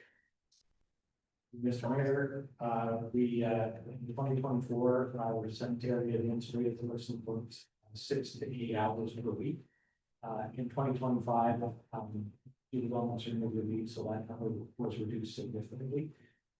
We do hope we included 8 hours per week in the budget this year, and we hope she returns in early 2026. She is still inputting data into the computer system, and while that sounds like a pretty, it doesn't sound as important as it is. It's really, we rely on that information for future interments. That record keeping is really, really vital. And so that we expect that will be a multi-year process. Finishing in 2026. It takes a long time, so, other than that, it's really, there's been, we don't anticipate a large number of closings at Westwood. It's really just a question of, more, and we don't expect cost increases to be substantial. Other than that, maintenance of the 2 cemeteries stays the same on this budget, and yeah, and so other than some of that inputting that into the record system. Question? Thank you, Mike. Moving along. Library, Trish, you're on. Thank you. So the library sees a $2,973 increase in the tax requirement in 2026. As we showed you with the council department presentation, that number is included in the council department budget amount. There's a 1.43% increase in municipal contribution, and Trish can speak to the outlook for 2026. Thank you. Through you, Mayor. I appreciate the opportunity to present the draft 2026 budget on behalf of the Asphodel-Norwood Public Library and the Library Board. Our library continues to strive to be a hub in our community, and our 2026 budget, as approved by the Library Board at its regular meeting of October the 20th, outlines the financial resources required to maintain the same high level of service that we have provided in 2025. This budget does not include any major changes or enhancements to our resources or services. However, it will allow us to continue fulfilling our mission to be a place for all people with infinite opportunities to connect with community, resources, programs, and services. A true community hub extending beyond our physical spaces. The 2026 budget will allow the library to continue offering a weekly youth and teen program from February to May and September to November. With the conclusion of the Trillium Seed funding, the program will now be supported 50% through municipal contributions and 50% through a generous donation to be received from the Norwood Legion Branch 300. This program will continue to be developed in consultation with our youth advisory group and will be continued to offer it at no cost to the participants. This budget will also enable us to continue to replace our outdated technology, ensuring that our rural community remains connected and supported through reliable digital access. Our 4 part-time staff and excellent volunteers operate the Norwood branch, open 20 hours a week, and the Westwood branch, open 11 hours a week. The libraries continue to be a busy and welcoming space for all ages, and we're proud to share the following data collected so far for 2025. So far, we've obtained 180 new cardholders. We've added over 1,200 physical items to our collection. We've circulated over 10,000 physical items and over 8,000 digital items. We've also provided approximately 25 library programs per month. As you know, in 2025, we also became recipients of the Seniors Active Living Centre grant, or SELF grant, provided by the Ontario Ministry of Seniors and Accessibility. This grant has allowed the library to expand programming and lifelong learning opportunities for those aged 55+ in the community. And we're currently offering programming 4 days a week out of 4 different locations: the community center, town hall, and both branches of the library. On average, we deliver an additional 9 programs per week under the ASALC umbrella. These programs help keep our local seniors active, healthy, and socially connected. With no fees for most of the services or programs, our libraries reduce barriers by providing equal access to knowledge, resources, and opportunities to learn new skills. Families and participants of all ages know that they can turn to the library to explore, connect, and participate without a financial barrier. Our staff are really proud to serve our community, and we're grateful for the ongoing support of council and our other local partners. Do you have any questions? Thank you, Trish. Wonderful job being done at the library, I can say that, with a lot of residents. Any questions of Trish? Just through you, Mayor, just to say that the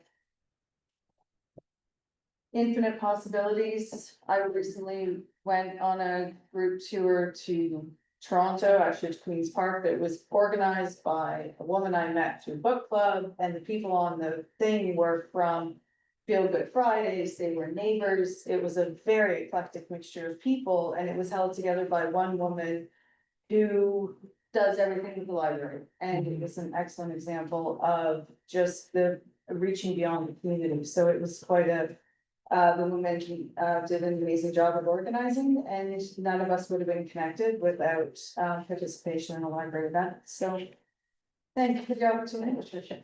Absolutely. Katie, thank you, Trish. No other questions? Thanks, Trish. Well, Jordan, we made it through the.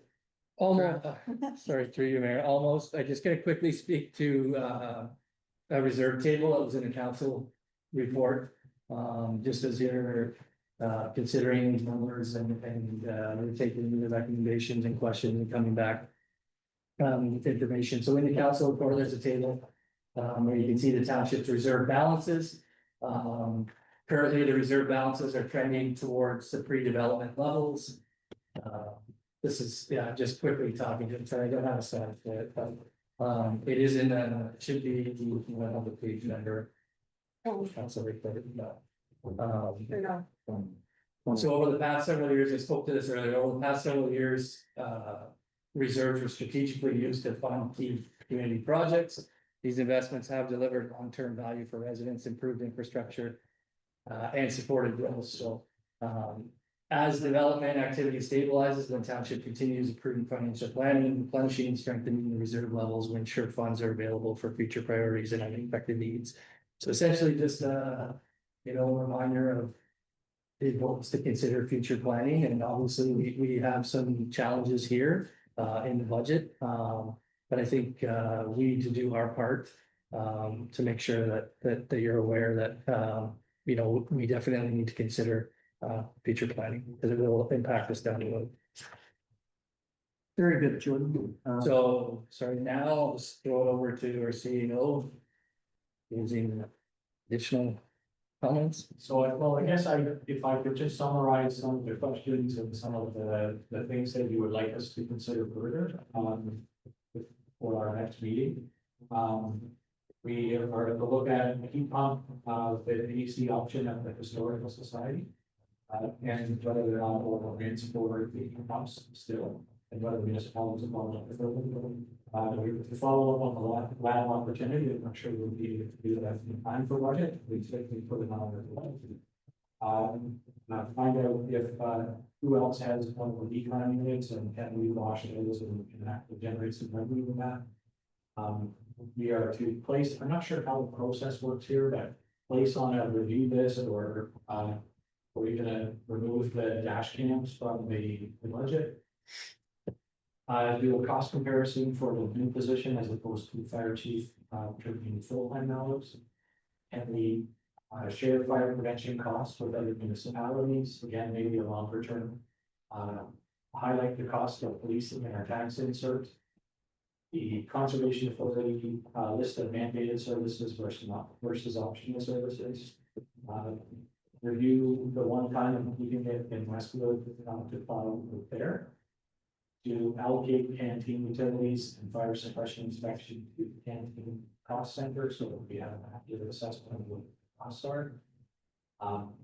Consider a fan in the main lobby and look at that option. Finalize the ice season as soon as possible. Enhance summer community center rental options. Actually, the chief building official suggested archery, and I thought that was a very good point. Yeah. Is that a good point? It's late. Put the AC repair on the review list that I talked about earlier and investigate alternatives, whether it's a fan, heat pump, or AC units in the office. And then can we prioritize the capital work in recreation? Number one, compressors, at least one in 2026. Look at the dehumidifier and the AC and whether there's a way to prioritize those. Recondition the old splash pad pump as a backup. Can we reduce the hanging basket budget by $3,000 and potentially reallocate the trees or to the tree budget? And can we, I guess, reignite the tree dedication campaign using social media and other potentially the recognition plaque to incentivize them? Is that? That's pretty much it. Things for the next meeting? I think so, but if you can, there's some of them you won't be able to, I know it's pushing me for time limits. Yeah, and can I just ask the question, if any of us have anything further questions that can be sent to you, and add to the list, is there maybe something that was added today? Any further comments? Questions? Moving along then, thank you, council. May I get a motion to accept this report for information? Deputy Mayor Berg, Councillor Hodge Greaves, all in favor? Carried. Moving along, Jordan, please continue with Norwood Water, Norwood Wastewater, and Trent View Estates distribution. I must have 456, we might have to ask to. Is it what I mean? So.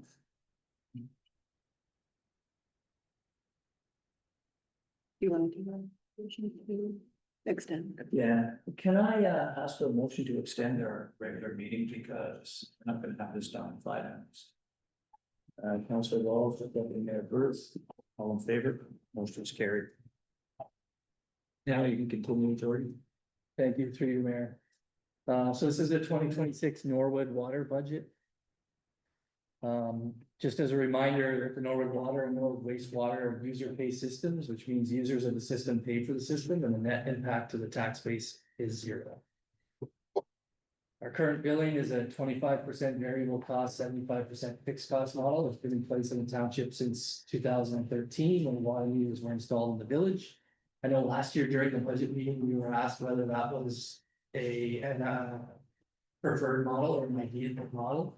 In a rate study, that was recently done citywide. We did ask the question and they did confirm that it's probably the best option that we have, and they wouldn't recommend even looking into a change for now.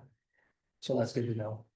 Billing is bi-monthly, so monthly rate information provided later in this presentation will need to be multiplied by 2 if you're trying to estimate the cost per bill. And these budgets were constructed by the water wastewater manager, Adam, like myself. So this slide is just an overview of the system, highlighting the main components and usage. I'll just throw it over to Adam here to talk about each of the items. Thank you, George, through you, Mayor. So the components of the Norwood water system are 4 drinking water supply wells, 1 water treatment facility, disinfection system, chemical feed system for corrosion control, standby power generation, new standpipe in 2024, and the distribution system. The current capacity is 1,965 cubic meters a day, with the average daily demand of around 800 cubic meters. We're currently around 1,100 meters installed in town. Okay, so this slide shows the unfunded capital, so it's an annual budget pressure for the water department. Unfunded capital projects are projects that have been paid for, but the cost of them has not yet come out of the township's accumulated surplus, thus leaving them unfunded. The financing plan allows for a little more than 63,000 to be included in the Norwood budget until 2036 to clear the unfunded amount. The total amount that needs to be funded is approximately $1.15 million. And after 2026's contribution, the remaining unfunded balance will be $573,243. So the next slide just shows a list of these projects and years that they occurred. We had no idea about any of those projects, with the exception of the standpipe, which we discussed at last year's council meeting.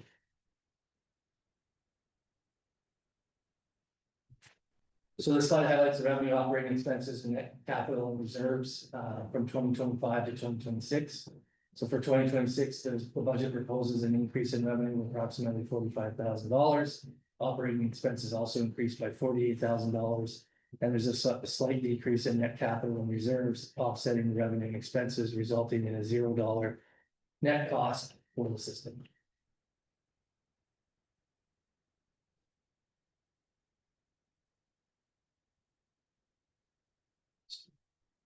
Sorry, now. So this slide here lists the significant impacts we're seeing in the 2025 draft budget. Adam's going to speak to each of the items. Thank you, through you, Mayor. For the significant impacts to the water budget this year, we have the Highway 7 water main and water service upgrade project. This project, we applied for funding through the health and safety water stream earlier this summer. Still waiting to hear results on that, hopefully here by, said fall, winter 2025. This project is to replace 44 water surfaces and upgrade approximately 200 meters of black iron water main to a PVC water main with the addition of fire hydrants. We feel this is a necessary project to complete in 2026 due to the highway, repaving the highway. And there's history of costly repairs. As for the aquifer capacity permit to take water, this is a continued project started in 2024. This project includes the drilling of well number 5, groundwater modeling for well number 5, and aquifer capacity to determine the safe and maximum yield permitted for the permit to take water increase for future development. In 2026, DM wells will continue to performing the following activities: flow measurements, mapping, tabulating data, groundwater modeling, impact assessment, and compiling the final report and completing the permit to take water application.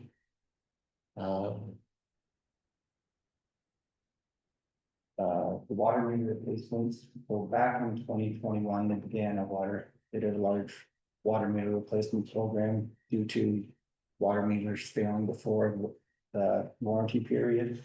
Approximately 25 meters have been missed in that program. I have, thank you to Councilor Ward for the questions. I have instead the water meter to request if it is possible that these meters be covered by warranty, even though they didn't get replaced within time period. I'm still waiting to hear back on that. That's all for water. Thanks, Adam. I'll just quickly speak to the staffing and the 3 full-time employees in the 2026 budget. So the 2026 budget includes funding for 3 full-time employees for the full 52 weeks.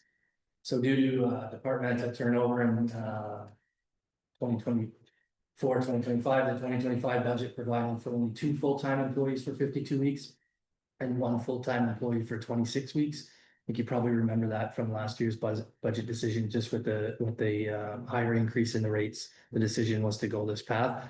Now this is the time where we have to catch up. But yeah.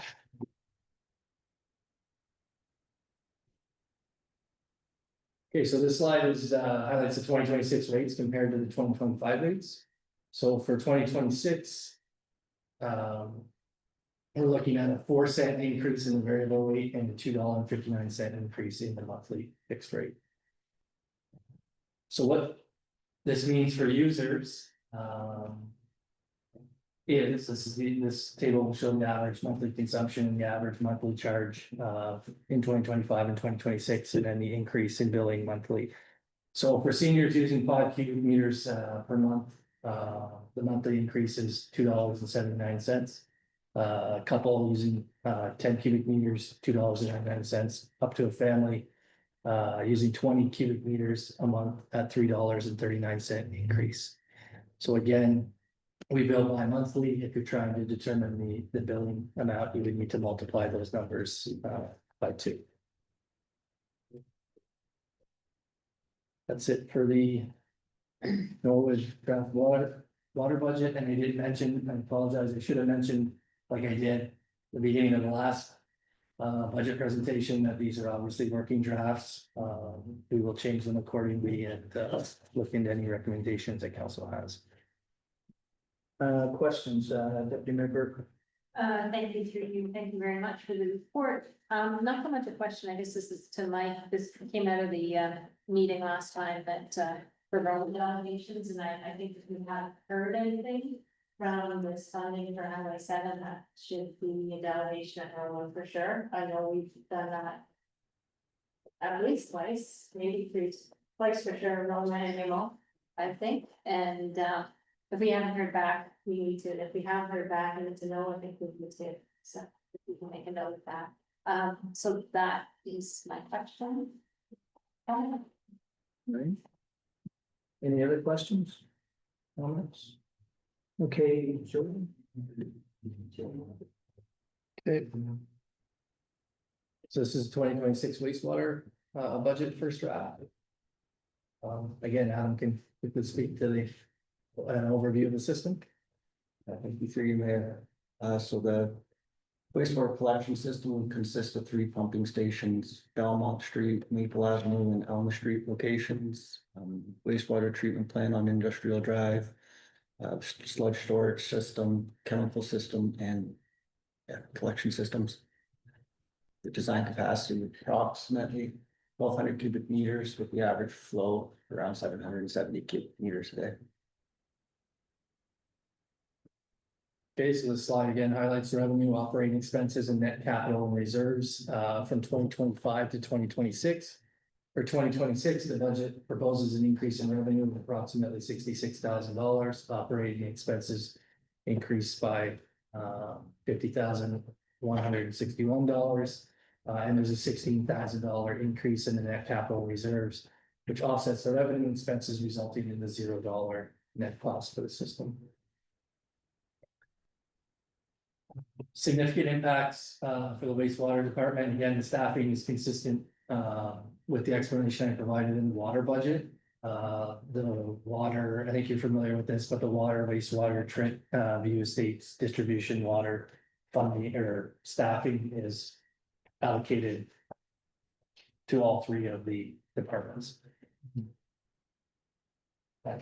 So significant impacts in the wastewater budget this year. The DPH phase 4 Canada 40 upgrades are a carryover from this year that didn't get completed. I don't know if I'll explain this wrong, but it's basically a transfer to reserves and out of reserves for 2026. The panel replacement at the wastewater treatment plant, there's 3 chemical dosing panels. These panels are getting up in age and reaching their max dosing pumping rates. We plan on replacing one of these panels over one panel a year over a 3-year period. And I'll speak to it. Yeah, sure, last week. So yeah, Adam's correct with the DPH phase 4. So essentially, our plan is no new costs on the user for that project. We've charged them for the user or for the costs in this year. Obviously, with the cost sharing agreement that we entered into, there will be some money in this year's budget that will still be needed in next year's budget, but to do the county road forward plan, so we'll transfer that into the reserve and then transfer it out. We don't have an exact number yet. The construction is based on schedules and there's all kinds of different pullbacks and that kind of thing. But we'll get the numbers updated the best we can as soon as we have the information. In this budget, we also have $150,000 transferred to reserve for future department needs and rate stabilization. The numbers in there essentially as we try to gather information about potential additions in 2026 that we need. So we're looking into that currently and we're close to getting some information. Any money that is left over potentially to get transferred to reserves, the intention is again to use it for rate stabilization. So we're not seeing drastic increases, put money away for future upgrades. Obviously, this one is a big one for us. It's important to consider the need to plan for the future now, rather than waiting if we do have long-term goals of development and that type of thing. So that $150,000 number may change when we come back from November 10th, or maybe another capital type item as we gather information. But we'll update the numbers accordingly. And then lastly, we have debenture from Infrastructure Ontario for the 2010 wastewater system upgrades. The debenture requires biannual payments of $28,571.43 plus interest per year until June 15, 2024. So there's $111,000 for the interest payments and the principal payments in the 2026 budget.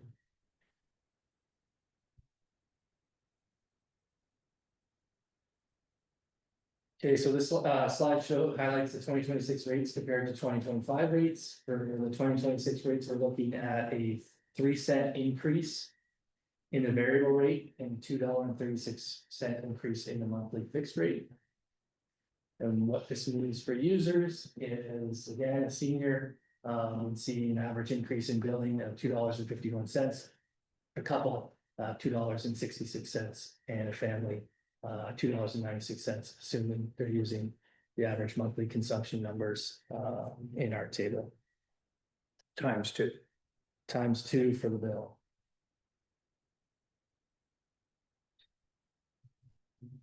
Yeah, so the impact of both systems on the users. Again, seniors are looking at about $5.30 increase per bill, so you can multiply that, or sorry, per month. You multiply by 2 for the bill, couple $5.65, and a family $6.35. I'm going to speak just quickly at the end of the Trent View Estates budget on how these numbers relate to the recommendations in the rate study. It was in the Water Council report that was submitted. I just didn't want to speak to it 3 different times, so it's coming. I'll get to it. And then are there any questions that we'll respond? Any questions? No.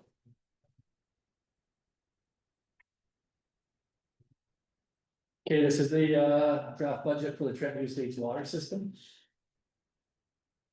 Again, just a reminder, it's a user pay system, being users of the system in Trent View Estates pay for the system, and net impact to the tax base is 0. So Adam can speak to the system itself. Through you, Mayor. So Trentview Estates receives its water from the municipality of Trent Hills. Um, there is a booster pumping station, standby power generation. It's a pretty simple distribution system and with the metering chamber. We went to typo, sorry. The capacity per day is 165 cubic meters a day. Actual daily usage is roughly 30 cubic meters a day. Of the 86 properties, there's 74 homes built, 12 vacant lots.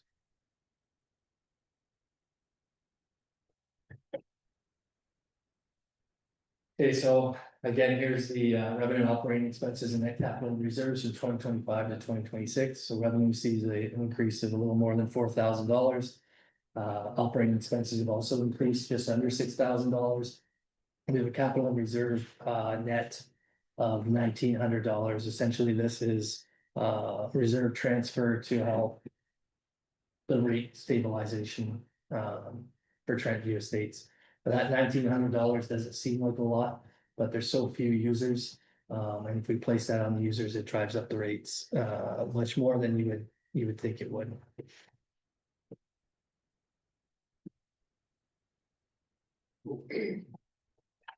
Okay, so for the 2026 rates, we're looking at a 10-cent increase in the variable rate.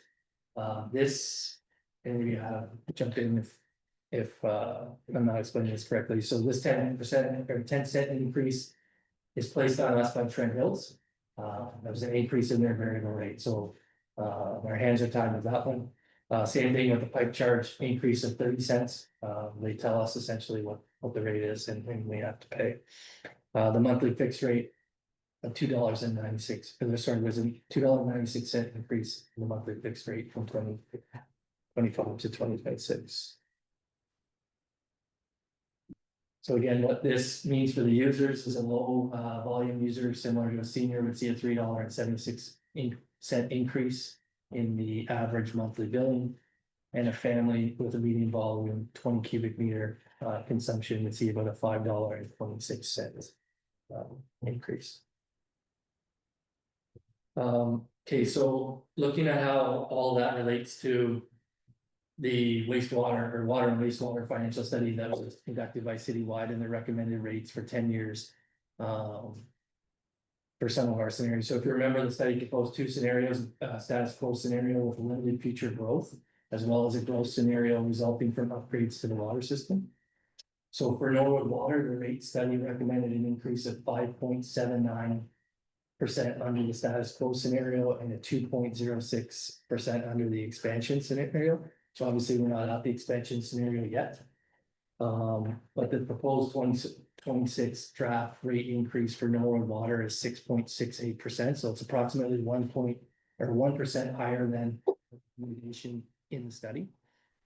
For Norwood Wastewater, the study recommended 5.58% increase under the status quo scenario.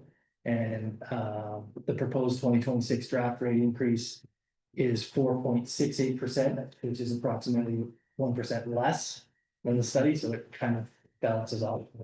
And then for Trentview, the study recommended an increase of 7.74%. And the proposed 2026 drafting rate increase is 7.77%. So essentially right on what the recommendations were. So when we were building this and looking at the expenses, we did our best. Obviously, look for efficiencies and keep costs down. At the same time, taking recommendations from the report as a starting point and getting the numbers the best that we could to match those rate numbers. So again, if you have any questions or recommendations, they're happy to hear. Deputy Member. Thank you for you. Yeah, there's certainly higher increases than what we've seen in the last number of years, but coming back to the report that we had at the previous council, I thought it'd be worse, to be honest. So, but I think it's good. I think it's good news. And just to confirm, I'm sure it is confirmed that the changes or the increases from Trent Hills, that isn't confirmed in use for 2026, like the pipe charge. That's not an estimate. Sorry, it's confirmed. Yes. It's confirmed. Yeah. Okay. Confirmed. Councilor Walker. Thank you, through you, Mayor. Yeah, thank you for the report, very detailed, and I too thought it might be a little higher. The one thing I did notice, and it might be one thing that we may be able to control, right across the Tragedy Estates and the water and wastewater for Norwood, the posted cost increases. And I know that's a small amount across the board, but when you're saying that, you know, especially for Tragedy Estates when there's so few users, like I noticed that it's postage cost increase. And so it's increased by 136%. So any way that, you know, the billing can be done online, or like, how do we encourage and reduce those costs? Because if postage costs are going up across all three of those lines, like, how do we manage that and encourage people that they need to pay online and reduce the cost that's coming out? Because in the end, all the users pay, unless you do what Hydro does, or, you know, if you wish to get the bill, you pay for the postage, you know, like a lot of companies have done that. You know, if you wish to get like a physical bill, you pay for the postage on your own, and it really encourages people to go online. I don't know, just an option, but I just noticed that that is one thing we might be able to control a bit. You got a comment on that, Mike? No, Through Mayor, I can comment on it. So yeah, we try to push Electronic. everyone to online billing if possible. With the current postage strike, recent postage strike, it's been a challenge, but and a lot of bills weren't going out because of the uncertainty and paying for the postage, and who knows when it potentially could get to them. So it's something that we can continue to look at from a township perspective. Again, I don't have the experience to know, you know, the consequences of going a completely different route and not mailing stuff out to the residents. There's still residents out there that, you know, they have to have it through the mail. So one option we could, you know, investigate is potentially adding, you know, a fee for that type of service. It's just that everyone pays for it, you know, even though some people don't use that service. And I wouldn't want to penalize someone for not being able to, you know, that's how they get their mail. But I know even, I think even my cell phone provider, I have the option of paying a certain amount to have a physical bill, or I can get an electronic one without the cost. And I think it's just, I don't know, it just might be the way of the future, but it might be a way of reducing some costs going forward. Councillor Walsh. Just a quick question that can't read that. Water replacement, or water meter replacements, is that something that's going to be constantly evolving, or we'll have so many that a year that we have to replace, or are these 25 that are old and they're replacing? We won't have to worry about this next year, or is it ongoing? Yeah, so that's for Norwood. Yeah, that would be, I know, water. Yeah, so that would be that long time. Okay. And I think that's the last one, is it not? The black iron? Oh, the water services you or talking meters? about- The meters, the water meters. Oh, the meter, sorry.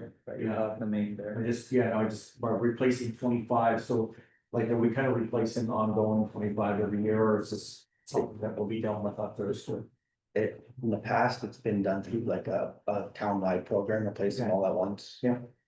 The previous program was done prior to the warranty period, because they weren't lasting as long. Right. So I think that kind of worked out well. You're not having to spend a lot of money on meters that are out of warranty, so we'll look at that option when the time comes again. Okay, thank you. Deputy Mayor. Thank you, Chief. Just under supply cost increases, really across the board. And I know this has been mentioned in the past for different departments about bulk purchasing with other municipalities. You know, we have 4 service municipalities in the county.